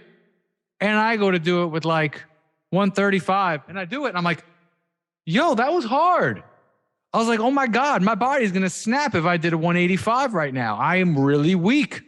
I'm strong, but I'm weak. Here, exactly. And here's the thing that's very interesting. Look at children. Look at infants and babies. They're squatting knees over toes, no problem. They can fall any which way they want, no problem. ATG, being able to restore those childlike abilities that we once had. We have to be more specific with our intentions now that we're older, that we're getting tighter. We sit at desks all day, and then we try to do these things that require us to, like, guess what? Your hips are weak, but they're tight. So yeah, you need to strengthen them, but only strengthening your hips is going to keep making you tighter. You need to be long with the hips too. So you need long range and short range strength. And guess what? How quickly can you pick up your legs? You're only as strong as your weakest link. If you're sprinting, you're not strong enough in the hip flexor to pick up your knees, you're gonna have a problem that comes along the line. So getting measurably stronger, left to right, front to back, with structural balance is ultimately what athleticism is at the end of the day. And one of the best ways to create an athlete is through strength, balanced strength. And that's where the interesting thing is, because athleticism applies to everybody. It's not just for the people who want to be able to dunk basketballs when their kids can dunk basketballs. Being able to bend down and go on the floor and play with your grandkids as a grandmother, that's athletic. Being able to fall and catch yourself and not break your hip or bust your shoulder and need a replacement, that requires you to be athletic. And it doesn't mean you need to be a total freak athlete. But guess what? If you want to be, it's the progression of the system. Olympic lifting is very, very, very athletic. Most people who do it, you need a very specific coach, and you're not even ready to do. Most people shouldn't be doing those things because their bodies are so messed up and tight. This is why CrossFit tends to have a lot of these injuries, because they have regular people going into these big movements that their bodies are simply not ready to perform, right? Too many reps. You have success stories, and there are very good CrossFit coaches out there. Right. But for the overall arching part, a lot of this, it's like that's not what people need. Some people don't need to be working on that yet. They may need to start even at a lighter level. But I digress. Everyone's got their thing they need to be working on. You need to be working on, I guarantee if you keep working on your weak links, you work towards structural balance and strength, you will become more athletic. You will get stronger. Your goal is to put on muscle mass. You can do this with hypertrophy-based principles. You can apply the same Charles Poliquin German volume training things, time under tension, to build those results and to get that training stimuli you want. The same way Kyle does. You can take the same principles and apply those to the Met classes and the small groups that they run at New Well Strength, and you will see amazing results as well. But don't get me wrong, the stuff you guys are doing is amazing. It's really, really, really, really good. Yeah. But I do believe there's a little bit more to it. So no, I think that's great. I think that, I want to use myself as a guinea pig, and I definitely need to try. Like I've been saying, I'm going to do it for years, and I've been stretching. I stretch daily, but it's still a work in progress. I might have to spend 30 minutes, 60 minutes a day stretching, because I have to. That's the thing, man. I don't think it's all about the stretching and doing. I believe your strength training should cover that. Okay. I'm getting better. I just feel like I'm not jumping and I'm not moving at the speed that I need to. As my good friend says, you run like you're mad at your feet. It's like I'm a little too flat-footed. I have ankle mobility issues. So, and I talk to the coaches there and I go, oh yeah, you got to do this. So I'm working on certain things, like certain mobility things. And, they add up over the year. Yeah, sitting at a desk definitely adds to that. And also strength training without enough stretching and mobility work will add to that. But at the end of the day, it's, we all have imperfections, like you said. And I think that it's easier to keep doubling down on what I'm good at. It's always more fun to do, chest and back than it is to, I'm going to go work on my hip flexors today. but then, working out with Kyle, man, I love it. He's inspired things that I never would have thought. I never would have thought I'd do 8 minutes straight of squats, or that I'd walk, 200 yards in a row of lunges with, about 105 on my back. And I probably could have done it the whole time, but he's like, yeah, you never thought to do it. You never, challenged your body that way. And yeah, so I think that's the next step for me. The next step for me is personally is to do that, to really stretch out. But I think that's great advice. I think that's really important what you said, because I think everyone can benefit from that. And I like to look at it as the weak link principle, and it doesn't just apply in the gym. It applies everywhere in your life. If you have an amazing relationship with your spouse and you're very fit, but financially you're a wreck, that's your weak link, and you should work on it. I guarantee your quality of life goes up. If perhaps you're very fit, you run an amazing business, but you don't need no man, you probably need to work on your relationship skills. Maybe you're, happy wife, happy life, lawyer, great, but you're overweight. Well, there's your weak link, fitness. Find happy the area life, of happy your wife. life. That too. But again, find the area of your life that's a weak link, and you may find some amazing results in that. I'll be happy to show you a few things, and and listen, I don't want to take anything away from what Kyle is. Kyle is doing some amazing things and transforming people's lives, especially with the fasting. Most of the training principles you apply to regular people, you'll see amazing adaptations and things of that nature. But there's a reason why I'm doing the things the way I do it. And it doesn't mean I don't do some of the same stuff that Kyle does or anything like that. But it's just different, a little bit different belief systems and things. And I'm going to be talking with Kyle about training soon. I want to hear some of the thoughts of why he does certain things. And, for all I know, maybe some of the stuff that I'm currently doing for my own clients will be stuff that you guys end up doing soon, because I, talked to him. So who knows? But that's why he's a great man, though.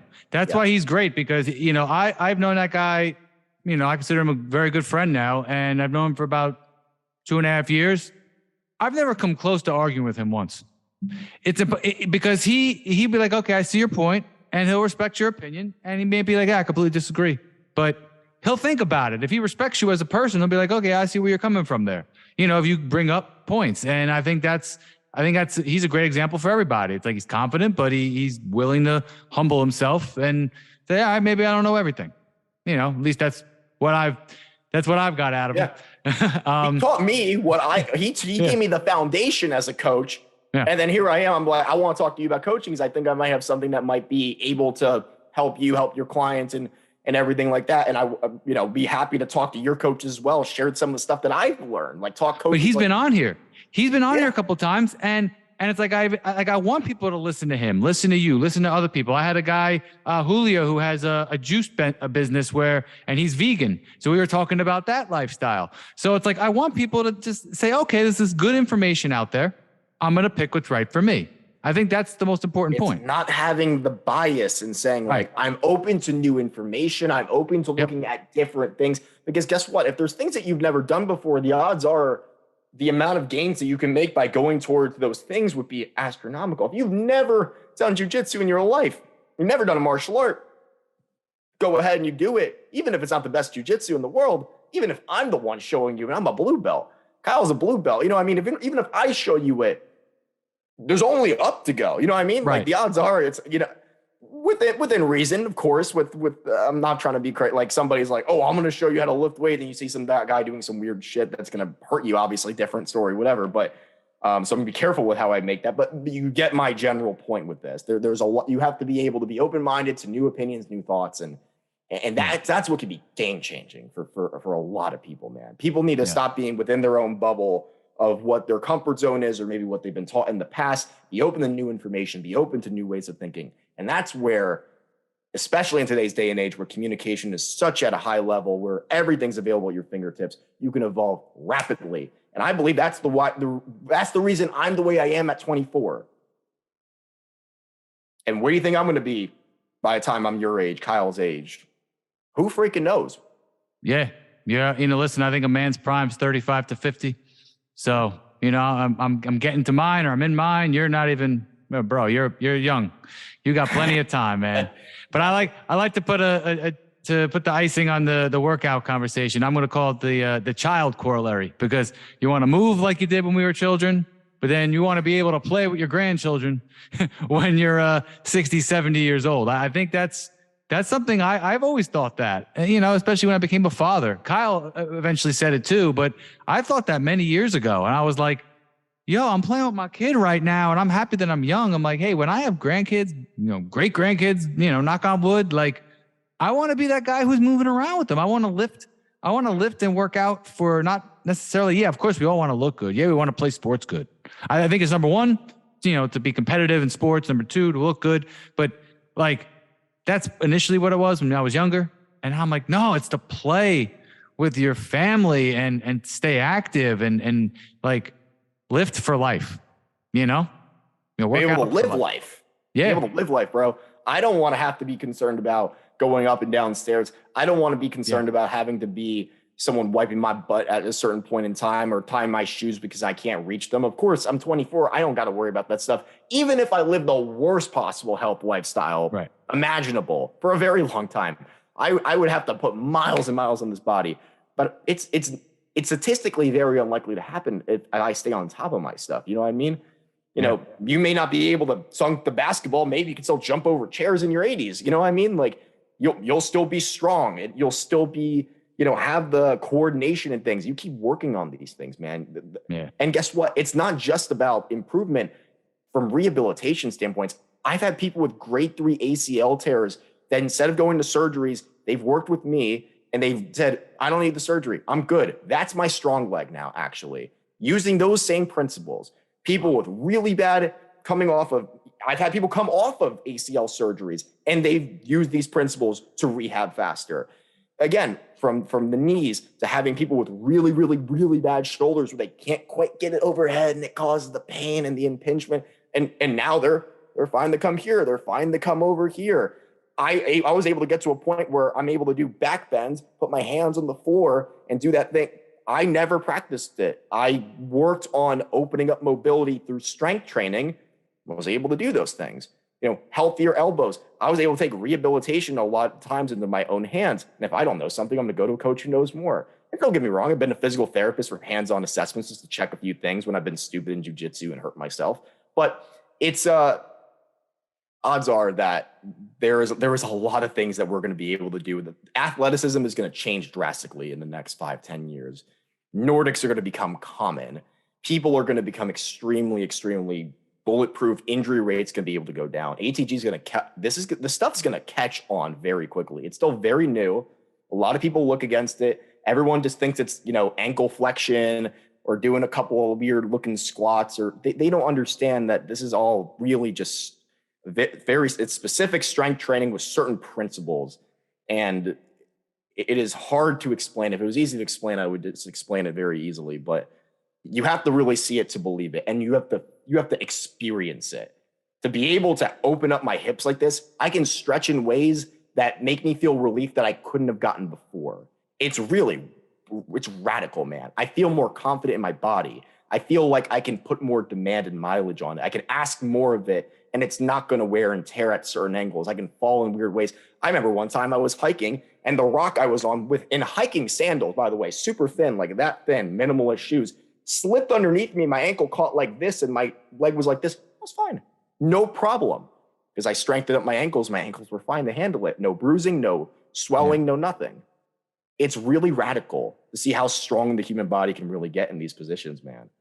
It's going to be, you'll see, man. I'll show you a couple of things and you'll be very mindful. Oh yeah, I'm in. I'm fully in. And next time we're going to do the what's the verdict section in a second. And that's going to be our closing segment. But next time you're on, we're going to get more into this because you clearly have so much to share. And, you know, when you get into MMA and all that stuff too. And by the way, I did go on a hike in the Catskills. Not quite as serious as your situation, but I was stepping down. You go up there and you're like, it looks pretty daunting, but I'm like, no, that's all right. We can climb up. I'm worried about the way down. So of course, on the way down, I'm wearing some old Nike boots that I bought from Liberty Village back 15 years ago. So of course, like the bottom falls off of one of them. I'm like, oh, that's great. So then I'm going down, I'm walking down slow. And as I step on a rock, the rock moved. And I rolled with it. I went with the punch kind of, fell down, The girl was laughing at me. I was like, no, it's good. It's good. It's like a partial, it's not a sprain, but both sides hurt. But if I didn't roll with it, and I have ankle mobility issues, but because of how much like athleticism that how many times I play sports and stuff, I feel like I just knew what to do. My body knew what to do. And it was sore for a couple of days, but it was fine. Like I was able to like play ball then, 3 days later. And I was like, that could have been scary.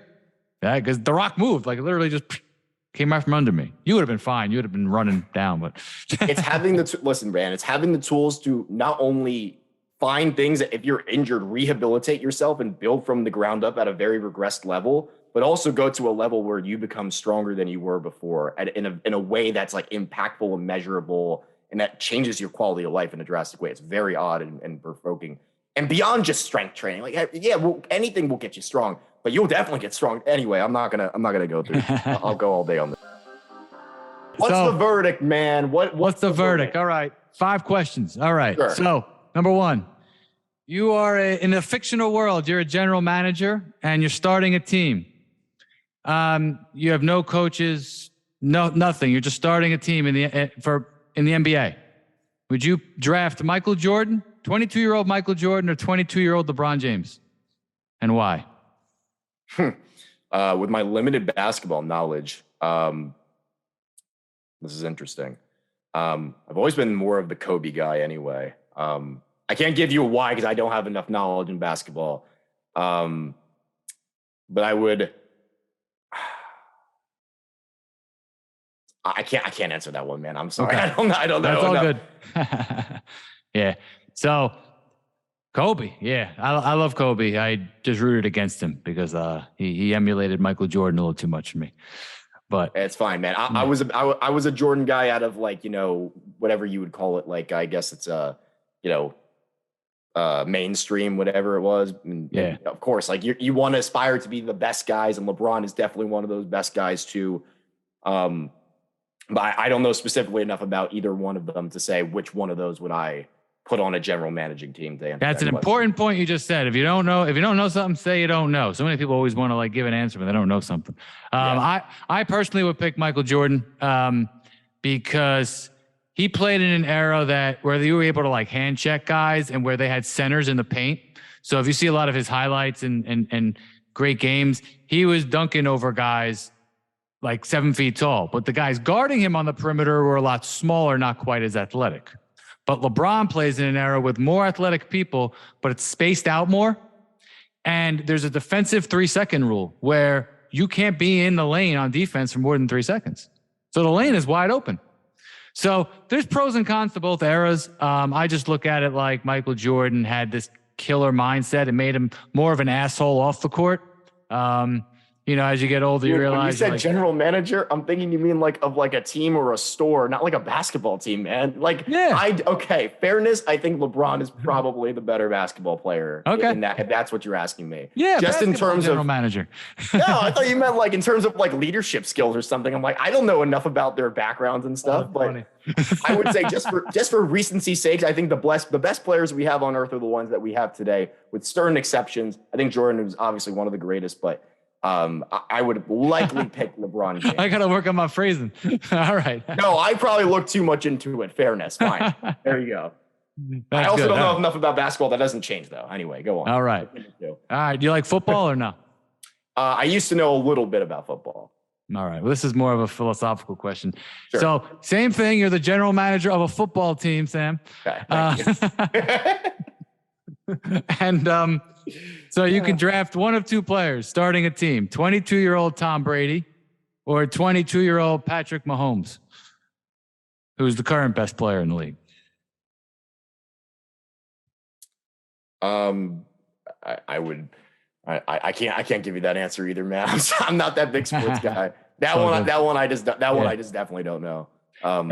That's one of those like, hey, would you take the guy, the proven winner, who's won 7 championships, has all the accomplishments, or would you take the guy who's like, hey, he's won a Super Bowl, he's been to another one, and he has the talent of like that inspires awe from everyone who plays against him?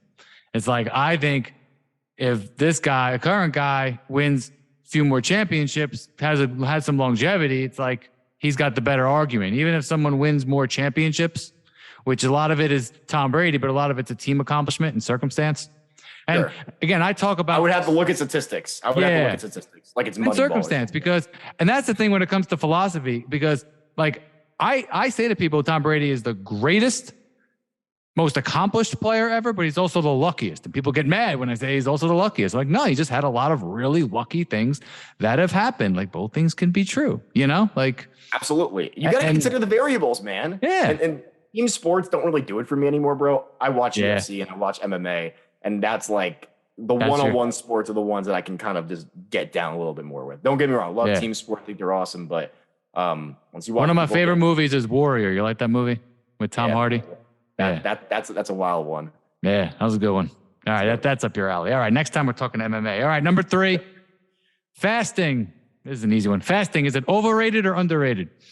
Extraordinarily underrated. I think it's one of the most powerful tools that we have as human beings. That's very natural. It allows your body to do what it was ultimately meant to do and heal itself. And assuming you don't have any crazy chronic illness where your body fights against itself, some extreme thing like myalgic encephalomyelitis or something like that. But assuming you are a well-bodied, normal human being, fasting is an extraordinarily powerful tool. It's a discipline, it's a skill, and ultimately underrated as fuck. And people need to start implementing it into their lives in some way, shape, or form, regardless of your goals. So actually the last interview I had, my boy Ryan, who's in the music industry, composes some great music for commercials, NFL, NBA, worked with all different types of famous artists. He told me about fasting back in 2019 and how he does like a 20/4 and how it enables him to eat more food, eat more bad food, so to speak. He's like, I can have some peanut butter and cookies, not worried about it. And then he said, this other guy does an immune cleanse once every 4 months. He goes 72 hours. That was my introduction. Then I experimented in 2020. Then I met Kyle, and I was always hovering about 180, 185. So then when COVID hit, I didn't lift any weights for 4 months. I just did pull-ups, push-ups, and ran. Thought I looked good. And everyone's like, oh, you look smaller, man. I was like, come on, man. I've been doing a lot of pull-ups, So I met with Kyle. I weighed 170. I was like, oh shit, 170. That was 2020, July of 2020. I weigh 200 pounds right now. So I've gained 30 pounds and I have eaten basically like in an 18/6, more or less, over that stretch. So you can fast. And when I eat a lot. Some days I, probably ate for 10-hour stretches. But I've also, like today even, I fasted I kind of lose my mind at the 40-hour mark. I'm having a really hard time doing like a 48 or 72. Once I get to 40, like I got to get a little stronger with that. Once I hit 40 hours, I'm like, all right, I got to eat. So that's what I did today. But it's really funny, man. Like it naturally, human growth hormone, it really is true. I noticed first off, my thoughts are incredibly clear from hour 17 to 24. And that's I wrote down, I realized every day when I started just spitballing what I was going to say or what I wanted to write about something, it's always right about that time. And then I hear we go to that presentation. And what are they talking about? Right when things start kicking in, 17, 18, 19 hours. So it's okay, it wasn't like a placebo. It was a real thing. I felt my thoughts being clear. It was more like my inner thoughts, And then the other thing is when I wake up in the morning, I haven't eaten for 30 hours now, I feel stronger, man. I went to the gym the other day and I felt so great. Everyone's like, man, you're looking bigger, man. You've been putting on mass. And I was like, yeah, I haven't eaten in 35 hours. That's weird. It made me feel great. Then I ate and I felt like shit the next day. I'm like, I don't even, and I'm telling you, I know I'm rambling, but it's so weird that now my body gets mad at me if I eat all day long. I don't know if you've experienced that, but it gets mad at me. And I think sometimes maybe I could talk about it too much, but I always just feel the need to educate people in my own life. My daughter, my mother, I'm like, you guys don't have to, you can have breakfast. Go ahead. I'm not telling you what to do. Because they're all like, "Oh, Mike, is this an eating day? Is this a day you're eating?" And I'm like, Don't do that for me too. It's so weird. "Is it an eating day?" I'm like, "I eat 6 out of 7 days. One day I don't eat. All of a sudden, it's an eating day. Is this an eating time for you? You know?" and I'm like, "Listen, I went out there. I went to Newell Strength at 6 a.m. Okay, I had some coffee and some juice. The Newell Strength juice, right? Sure. At 6 a.m. went and lifted. Then I played basketball. Here, by the way. There you go. I left mine. I think I left mine at work. I've been doing that since even before I started really fasting. I just increasing your electrolytes through the salts and the combination. It's very, very good for you.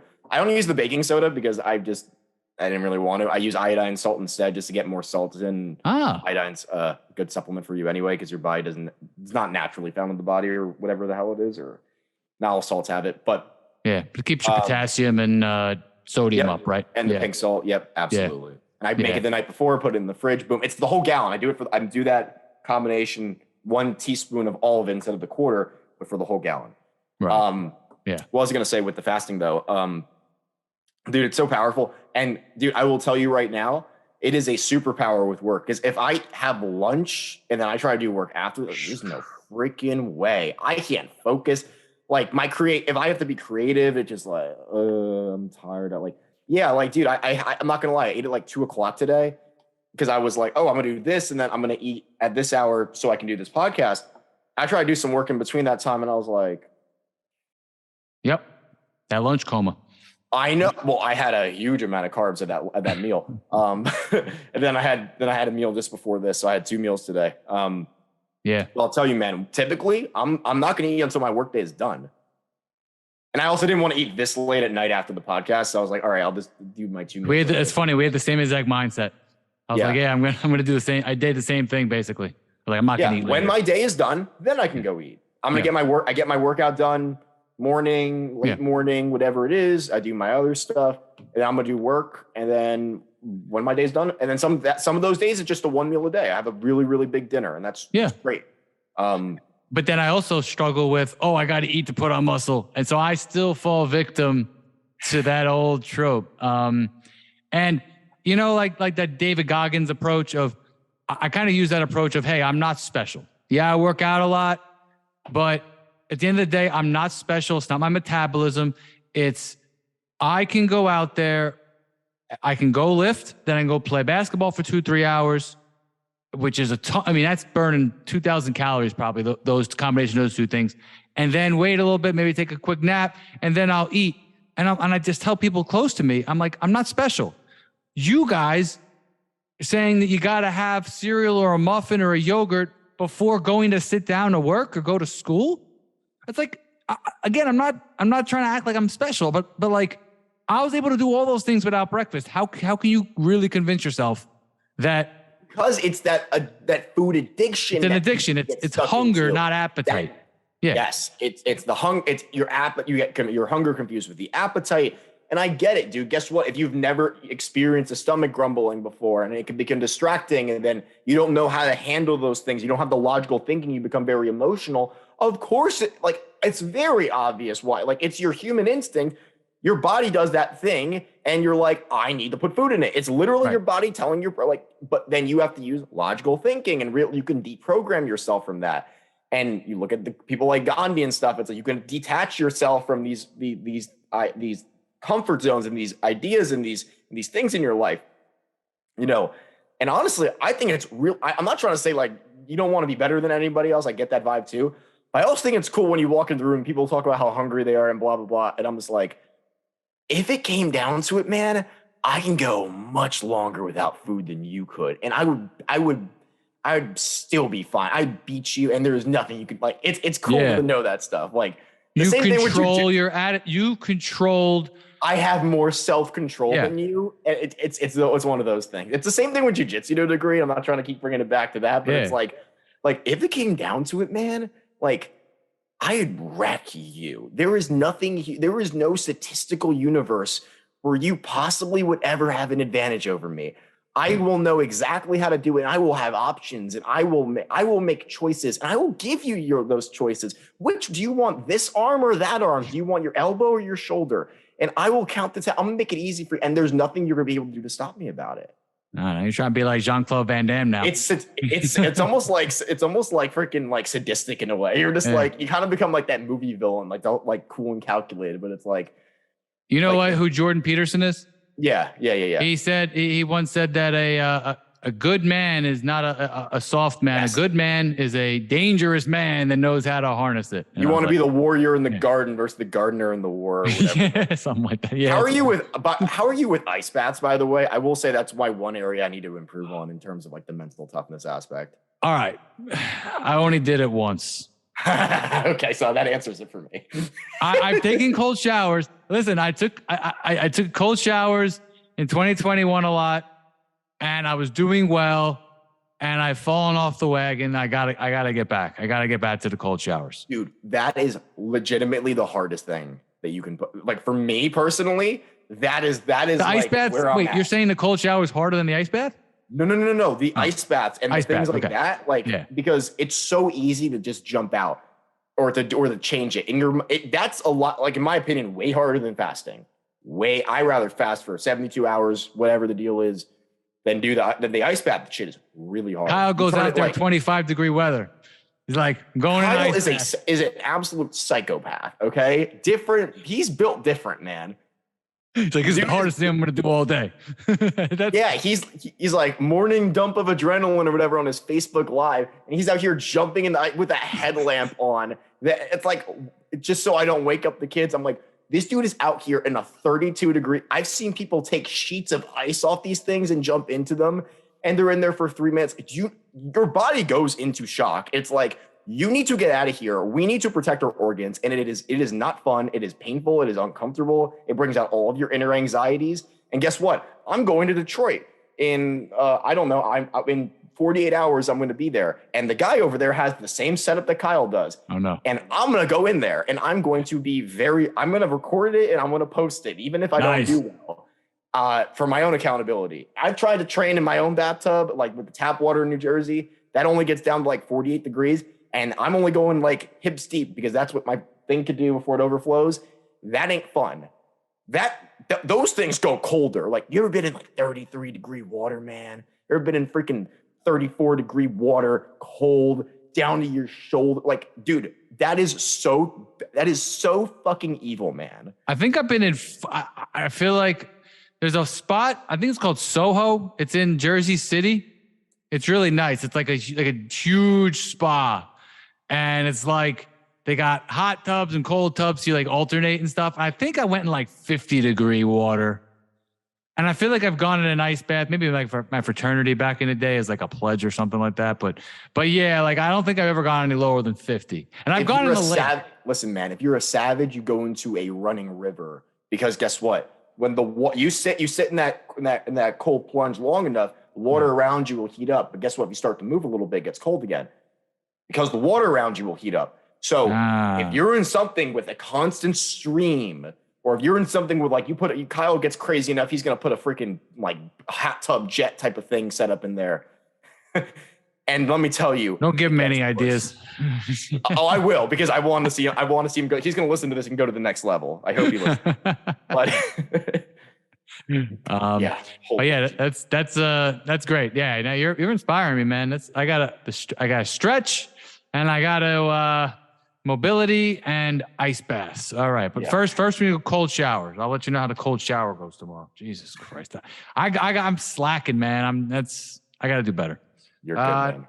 Number 4, how on a scale of 1 to 10, how much do you generally believe a national narrative when it comes to anything?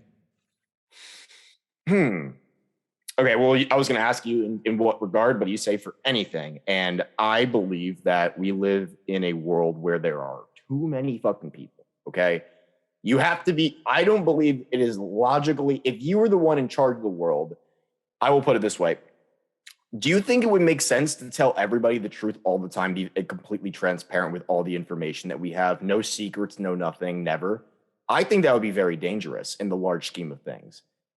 However, you have to be like, it's a double-edged sword, because as someone, I want more information. I don't know necessarily what I would do with all that information, how I would feel about some of that information, but consider how most people react. Consider the maturity level of most people. Most people like me and you, maybe the world will be a little more fine. Most people are, even with anything that happens, people will go outlandish, emotional outbreaks, start riots, and that will cause problems and destruction and blah, blah. So I am... Toilet paper would be out. Toilet paper would be out. But anyway, like, again, like, there are times that they're gonna make white lies, and you have to recognize, like, okay, these people are probably not telling you the truth, even though they are telling you the truth, or they're saying they are, which is why this generates trust issues. The thing is, we have too many people. It's not like we have like 10 people and we can be transparent with the team about, okay, here's what's happening, blah, blah, blah, blah. You have problems, talk to me personally. There's too many people for that. There's too many people to have a clear, no one's going to sit, people are going to listen to like one line of what one person said, perhaps out of context, run with that, not listen to the full thing, and that becomes a problem. So I believe they are likely doing the best they can. I believe there is a lot of other influences that have to do with a little thing called Benjamin Franklin and all the other presidents. And there you go. That's a better one. I don't know why I was doing this like I'm folding out the dollars. But point being, I believe there's a lot of influences that are causing people to make a lot of the decisions they are making, and investments and blah, blah, blah. And you look at companies and you look at the pharmaceuticals and yada, yada. So I believe that if it was for the best interest of people, there are times that you don't always tell everybody the entire truth. I think for the sake of national security in a lot of cases, that can be the case. Just because of the state of the world and who we are as a people. And that's from somebody who wants to know more and who craves more knowledge from a security perspective. And that doesn't mean that it's right and just because, you know what I mean? It's a hard one to say. I'm trying to think about this rationally, and I'm trying to also play devil's advocate for myself too. Because of course I want more information. Of course I want to know what the real answer is to this, that, and I'd rather know you don't know versus saying, oh, it's all under control, we're going to be fine, blah, blah, blah, blah, just do this and that. Like, I'd rather say, like, looks like some world-ending stuff and you should prepare yourself. Like, you know what I mean? Like, that may not be good information, but consider what that may do for the populace. Anyway, what are your thoughts on this? Because this is a very interesting topic in general. Oh, man. That was a great answer. I didn't see that coming. Got too many damn people. We do have too many damn people. We can't control. How could you possibly control the narrative when you have this many people and not everyone's going to, you can't make everyone sit down, come to the board meeting and listen to what you have to say. Some people choose not to listen and blah, blah, blah, yada, yada, yada. Who knows what? You can't control everybody. It's a good point. And honestly, that's kind of a segue. I think the people that run the world think we have too many people too. And I sometimes think that they're doing something about it. So I think that on a scale of 1 to 10, like there's sports narratives that you see a narrative and it makes sense, but then you can kind of see through it and be like, wait, why are they bigging this guy up? Why is this guy so overrated? And is it because, hey, he looks like he's the right part for the job? He's marketable. Is this certain drug marketable? Is this company marketable? Is this product marketable? So I'm like on a 4 to 5 range. Like I trust like stuff that is verifiable, but I don't trust things that I kind of see through. Like I do the logic and go, no, I don't really trust that. Like, I don't know, things like, how many fast food ads do you see? How many, alcohol ads do you see and clubs and stuff like that. And then now as I get older and maybe I'm in the get off my lawn stage, but I'm like, yo, that's not good for you. I'm like, I make bad decisions when I have too much alcohol. I feel like shit when I have too much bad food. Like, so. Well, I also believe in the free market too, in all fairness. Like, guess what? If you run an alcohol company and you want to make your ads and all that stuff and great, and you want to sell your products, guess what? True. I'm not going to say, oh, alcohol is unhealthy for you, because it is. And then prohibition, alcohol is illegal. No, I think you should have access to, honestly, every single drug. And you are entitled to make your own decisions at the end of the day. And you have your own free choices and things of that nature. As long as you are not harming others, that's where things will get a little bit dicey. But you're allowed to make any decision you want as long as you're not negatively impacting other people. How about marijuana? How about absolutely. Like I happened to catch this documentary on Ricky Williams. Do you remember Ricky Williams? He was I might be too young for that one. Yeah, he was I think he won the Heisman Trophy. He got drafted number 1 overall, had some injuries, went to the Dolphins, and he kept failing. He was a great running back. He had Hall of Fame written all over him. And he kept failing drug tests because he was one of those people like he was trying to figure out himself. He's kind of like me. He'd have a great conversation with me or you, but he just smoked too much. He smoked all the time, and he felt like that was the way to discover himself. That's one way to do it. I think it has its pros and cons, but I think you can do it without it. But the NFL basically wouldn't allow that. And I saw what some of the guys on TV said about him. Oh, he cares more about getting high than playing football. Oh, he's a disgrace to humanity. And I'm like, did he really just say so the narrative was so strong. I'm like, and I texted a couple of my friends. I'm like, yo, did you know Ricky Williams did heroin? Did you know he did meth? That's the way they were treating it. And I was like, wow, I didn't realize all those things. That's where it's like, okay, that was too strong. And then you had NFL players saying, hey, we got concussions. I'm not a pot smoker. I'm not a pothead, but I really feel like this one toke every night or a couple of them makes my concussions go away. And the NFL was like, nah, who cares? So that's consider how that's going to be viewed by other people. Consider the market and the effects and blah, blah. Guess what? Recently with Dana White, I don't know if you heard what happened, but on New Year's Eve, his wife, they were at a bar and his wife slapped him and then he hit her back multiple times. And then the question is okay, do we have to reprimand this? Of course I actually saw a scene with him today and he was like, listen, it's about the fighters. No one should be out here defending me, my actions, and I have to live with that for the rest of my life. I think he overall handled that very well in terms he took responsibility, he took ownership. He's like, you think I don't have to deal with the consequence of it? I do. Think how it's impacting my family and things of that nature.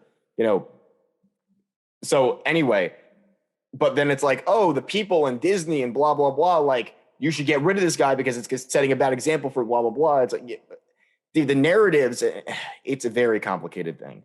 I think when in regards to weed, marijuana, things of that nature, I think it's the reflection of how society views it because we've decided to view weed as this evil, illegal drug that's horrible and bad for you and blah, blah, blah. And I'll tell you that some of my best ideas have come from being high and some of my best experiences have been from having high workouts and blah, blah, blah.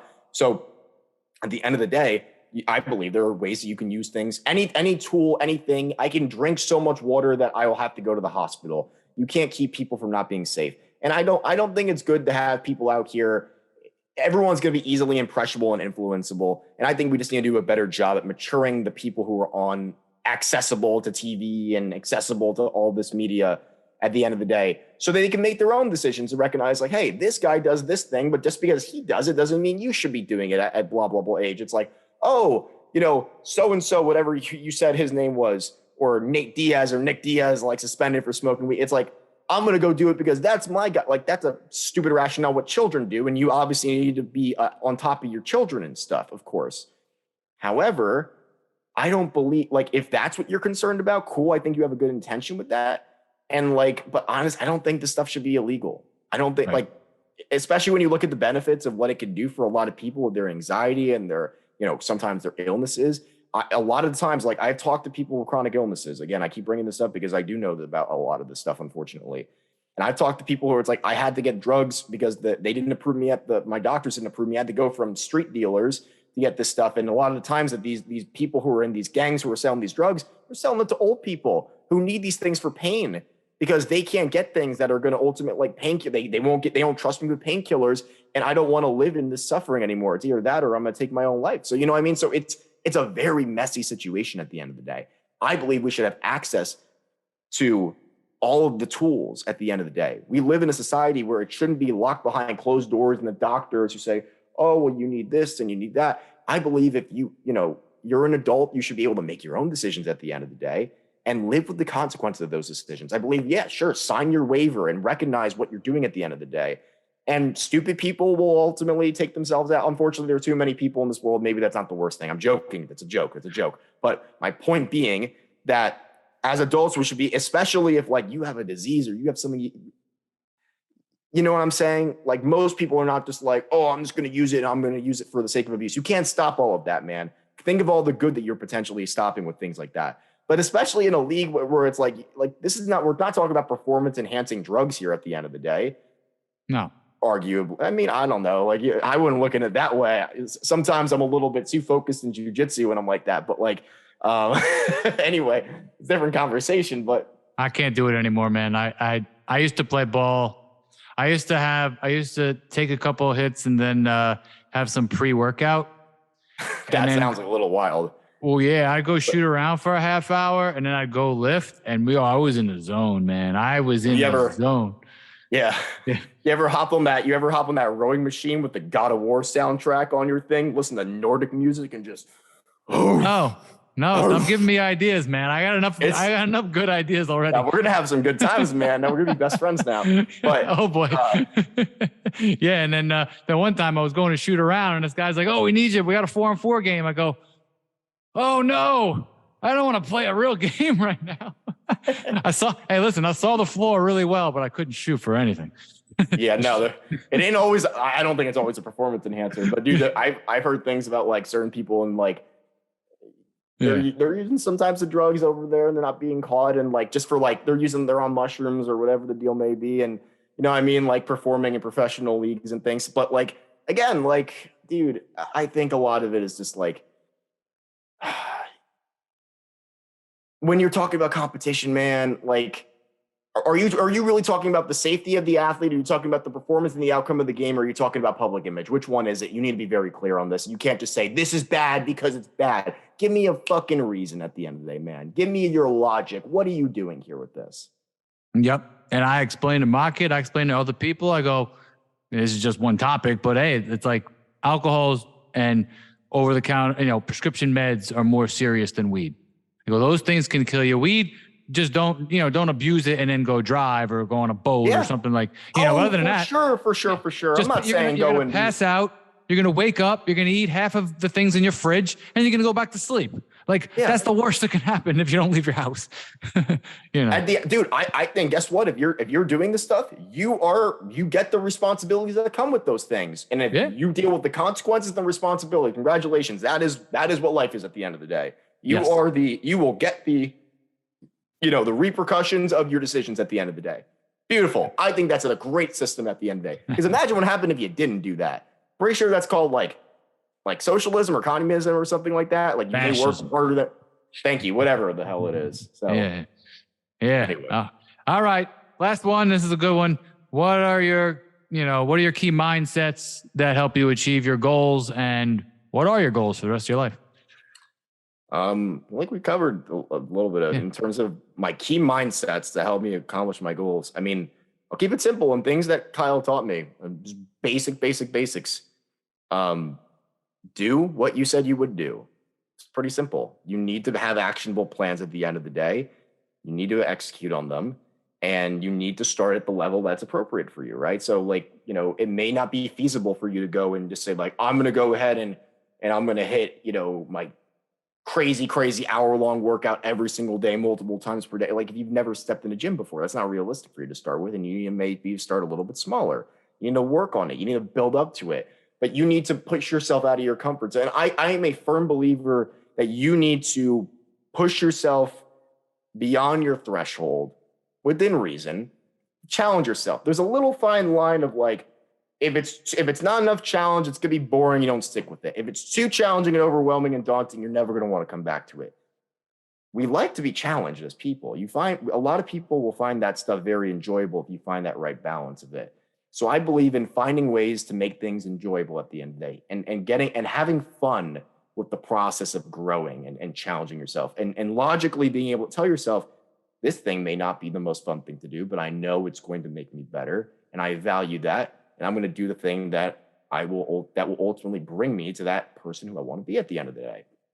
Whether that be you get that workout in and you push through it a little bit harder, whether that be in 2 minutes, this ice bath is going to be done and we're going to suffer through, whether that be, hey, we're going to make that logical decision to fast and blah, blah, whether that be, hey, we have tasks, we need to get them done. You're going to feel better for them at the end of the day. In terms of, mindset's a weird one, man, because I don't know. Because I don't want to be cliche with any of the nonsense, but a lot of it is just I don't think too much about it. I kind of just, because I've been doing this for, I don't know, it feels like a while, but I've been on this kind of growth style journey since I was like 18 years old, and I'm 24 now, and it got very serious when I turned 21 and became an entrepreneur for myself. But doing things that I make sure to do things that are not, if I'm comfortable all the time, I know it's a problem. So I make sure that I'm doing things that are just pushing me a little bit beyond that threshold. And I need to make sure I'm seeing noticeable, measurable improvements in my life. I need to either be getting some type of stronger, or I need to be working on developing some type of skill and getting measurably better at it. But if I'm constantly comfortable, I need to be consciously aware of that at the end of the day. So do you have fun while you do it? Because me personally, what I struggled with in 2022 was that I think what I was talking about earlier about being impatient. I wanted almost instant gratification. I wanted to be like, I should be further. Oh, I should be. It's like, I can't get any viewers. I can't get this. What's my vision? And I was having fun, but then I started being like too hard on myself and too much of a perfectionist. And I finally just sat back. I was like, all right, let me just start from scratch.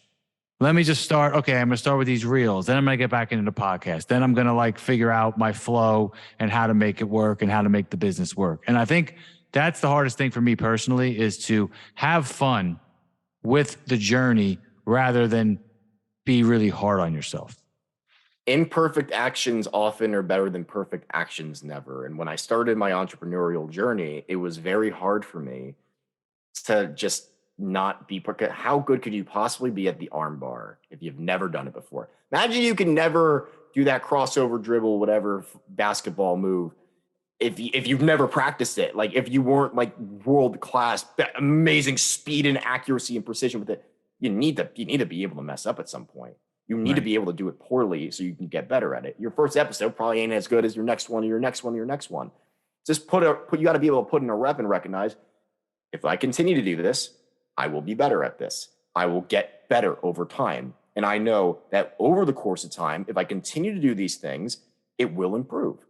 And it's very fun when you see those improvements. Here's a very good way to learn these things. For example, juggling. Juggling is something that realistically anybody could do. 3-ball juggling. How well can you 3-ball juggle? Most people can't 3-ball juggle very well. Some people will immediately just start dropping the balls all over the place. But this is a very good way to teach people how this simple skill of saying like, hey, if you just continue to put in a few reps, and this is something that the immediate gratification happens a lot quicker than something like perhaps getting good at jujitsu, or getting good, or getting stronger, or spinning a basketball on your finger, or spinning a basketball on your finger. Whatever, yeah, exactly. Whatever it is, learning little skills like that, or learning maybe how to handstand, or maybe learning something like that. And this is like, hey, it's measurable. You can see it. You can count it. Whatever it is. Maybe you just start with 2 balls, and you work like 1, 2, 1, 2. Maybe you just start with this, and you progressively work your way up until you get to 4 or 5, whatever it is. And it doesn't mean you need to join Circus Olay or get good at it, but it's just a very good mindset lesson. Or Kyle with the freaking hammer and the mallet type of situation. You know what I mean? Yeah, while he's talking, it's pretty impressive. That stuff's a lot harder than he makes it look. And those are heavy. Those are heavier mallets than you would think they are. I've done them with the lighter ones, and those are still it's pretty daunting. And he does it left and right. It's very hard. I used to chase after those balls all the time. My low back would get hurt. But I think I can do it. I just don't think I could form coherent thoughts while I'm doing it. No, all my focus is going into the stupid golf ball. Yeah, what the hell was I saying? Yeah. Kyle, I can't coach these clients. I have to get to 10. Like, no time, man. But it was fun times. But anyway, the point is that you need to have the repetitions in order to get good at anything in this life, man. So just getting comfortable with realizing that it is a process, and that it will take time.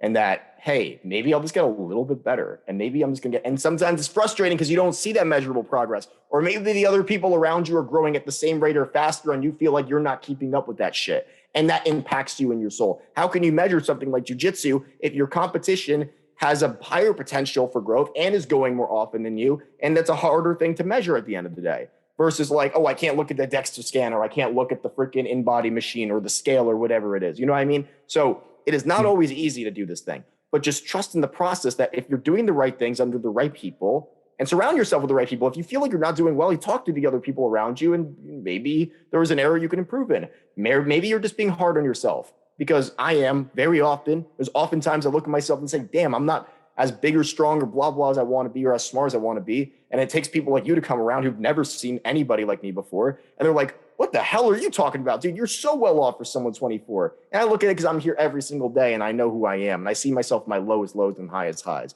And it's hard to interpret that stuff at the end of the day. So, yeah. That's what people are for, though. That's why you surround yourself with good people, because they give you another perspective. I'm harder on myself than anybody else is. It's like Michael Jordan said that I'm competing with myself every day. And that's why some of these athletes don't care what other people say. They care about what their peers say, but ultimately they care about themselves. And it's like, hey, I can big you up. You can big me up. Like, I'm happy that, that's why I went every time Kyle has an event. I'm like, I'm going. Because I'm always going to meet somebody, whether it's talking with him, learn something, meet people like you. So, I think it's great. I think what you're doing is great. Where can everyone find you? So you are on Instagram, Stronger by Sam? I'm on Instagram, Stronger by Sam. Spelling's on there minus the, I guess, R that's getting cut off by the camera. But Stronger by Sam. I think that's even better. I might change it. Stronger by Sam on Instagram. I'm on Facebook, Sam Breitstein, Breitstein. My contact information is probably on wherever this podcast is anyway, but I'm a nice guy. Have a conversation with me, say hi, ask me questions, or just want to whatever. I'm always happy to have a conversation. You want to change your life with health, fitness, whatever it is. You just want to talk and have a friendly conversation like this one. I'm always game for it. Definitely, if you're local, hit me up, and always happy to have a conversation with you too. I think we should hang out sometime, bro. It'd be great. We should. No jujitsu yet. That's okay. We have other things we can work on, like juggling. Yeah. Juggling, mallet work, and some. I want to be able to do. I want to be able to do some muscle ups. All right, that's my new goal. Those are interesting ones for sure. Yeah. I want to. There's plenty of stuff I can work on. So I look forward to it, man. Let's meet up soon. All right. Good deal. Thank you for having me on. I appreciate it, man. All right. Thanks for coming on. Have a wonderful night. Cheers. Peace out.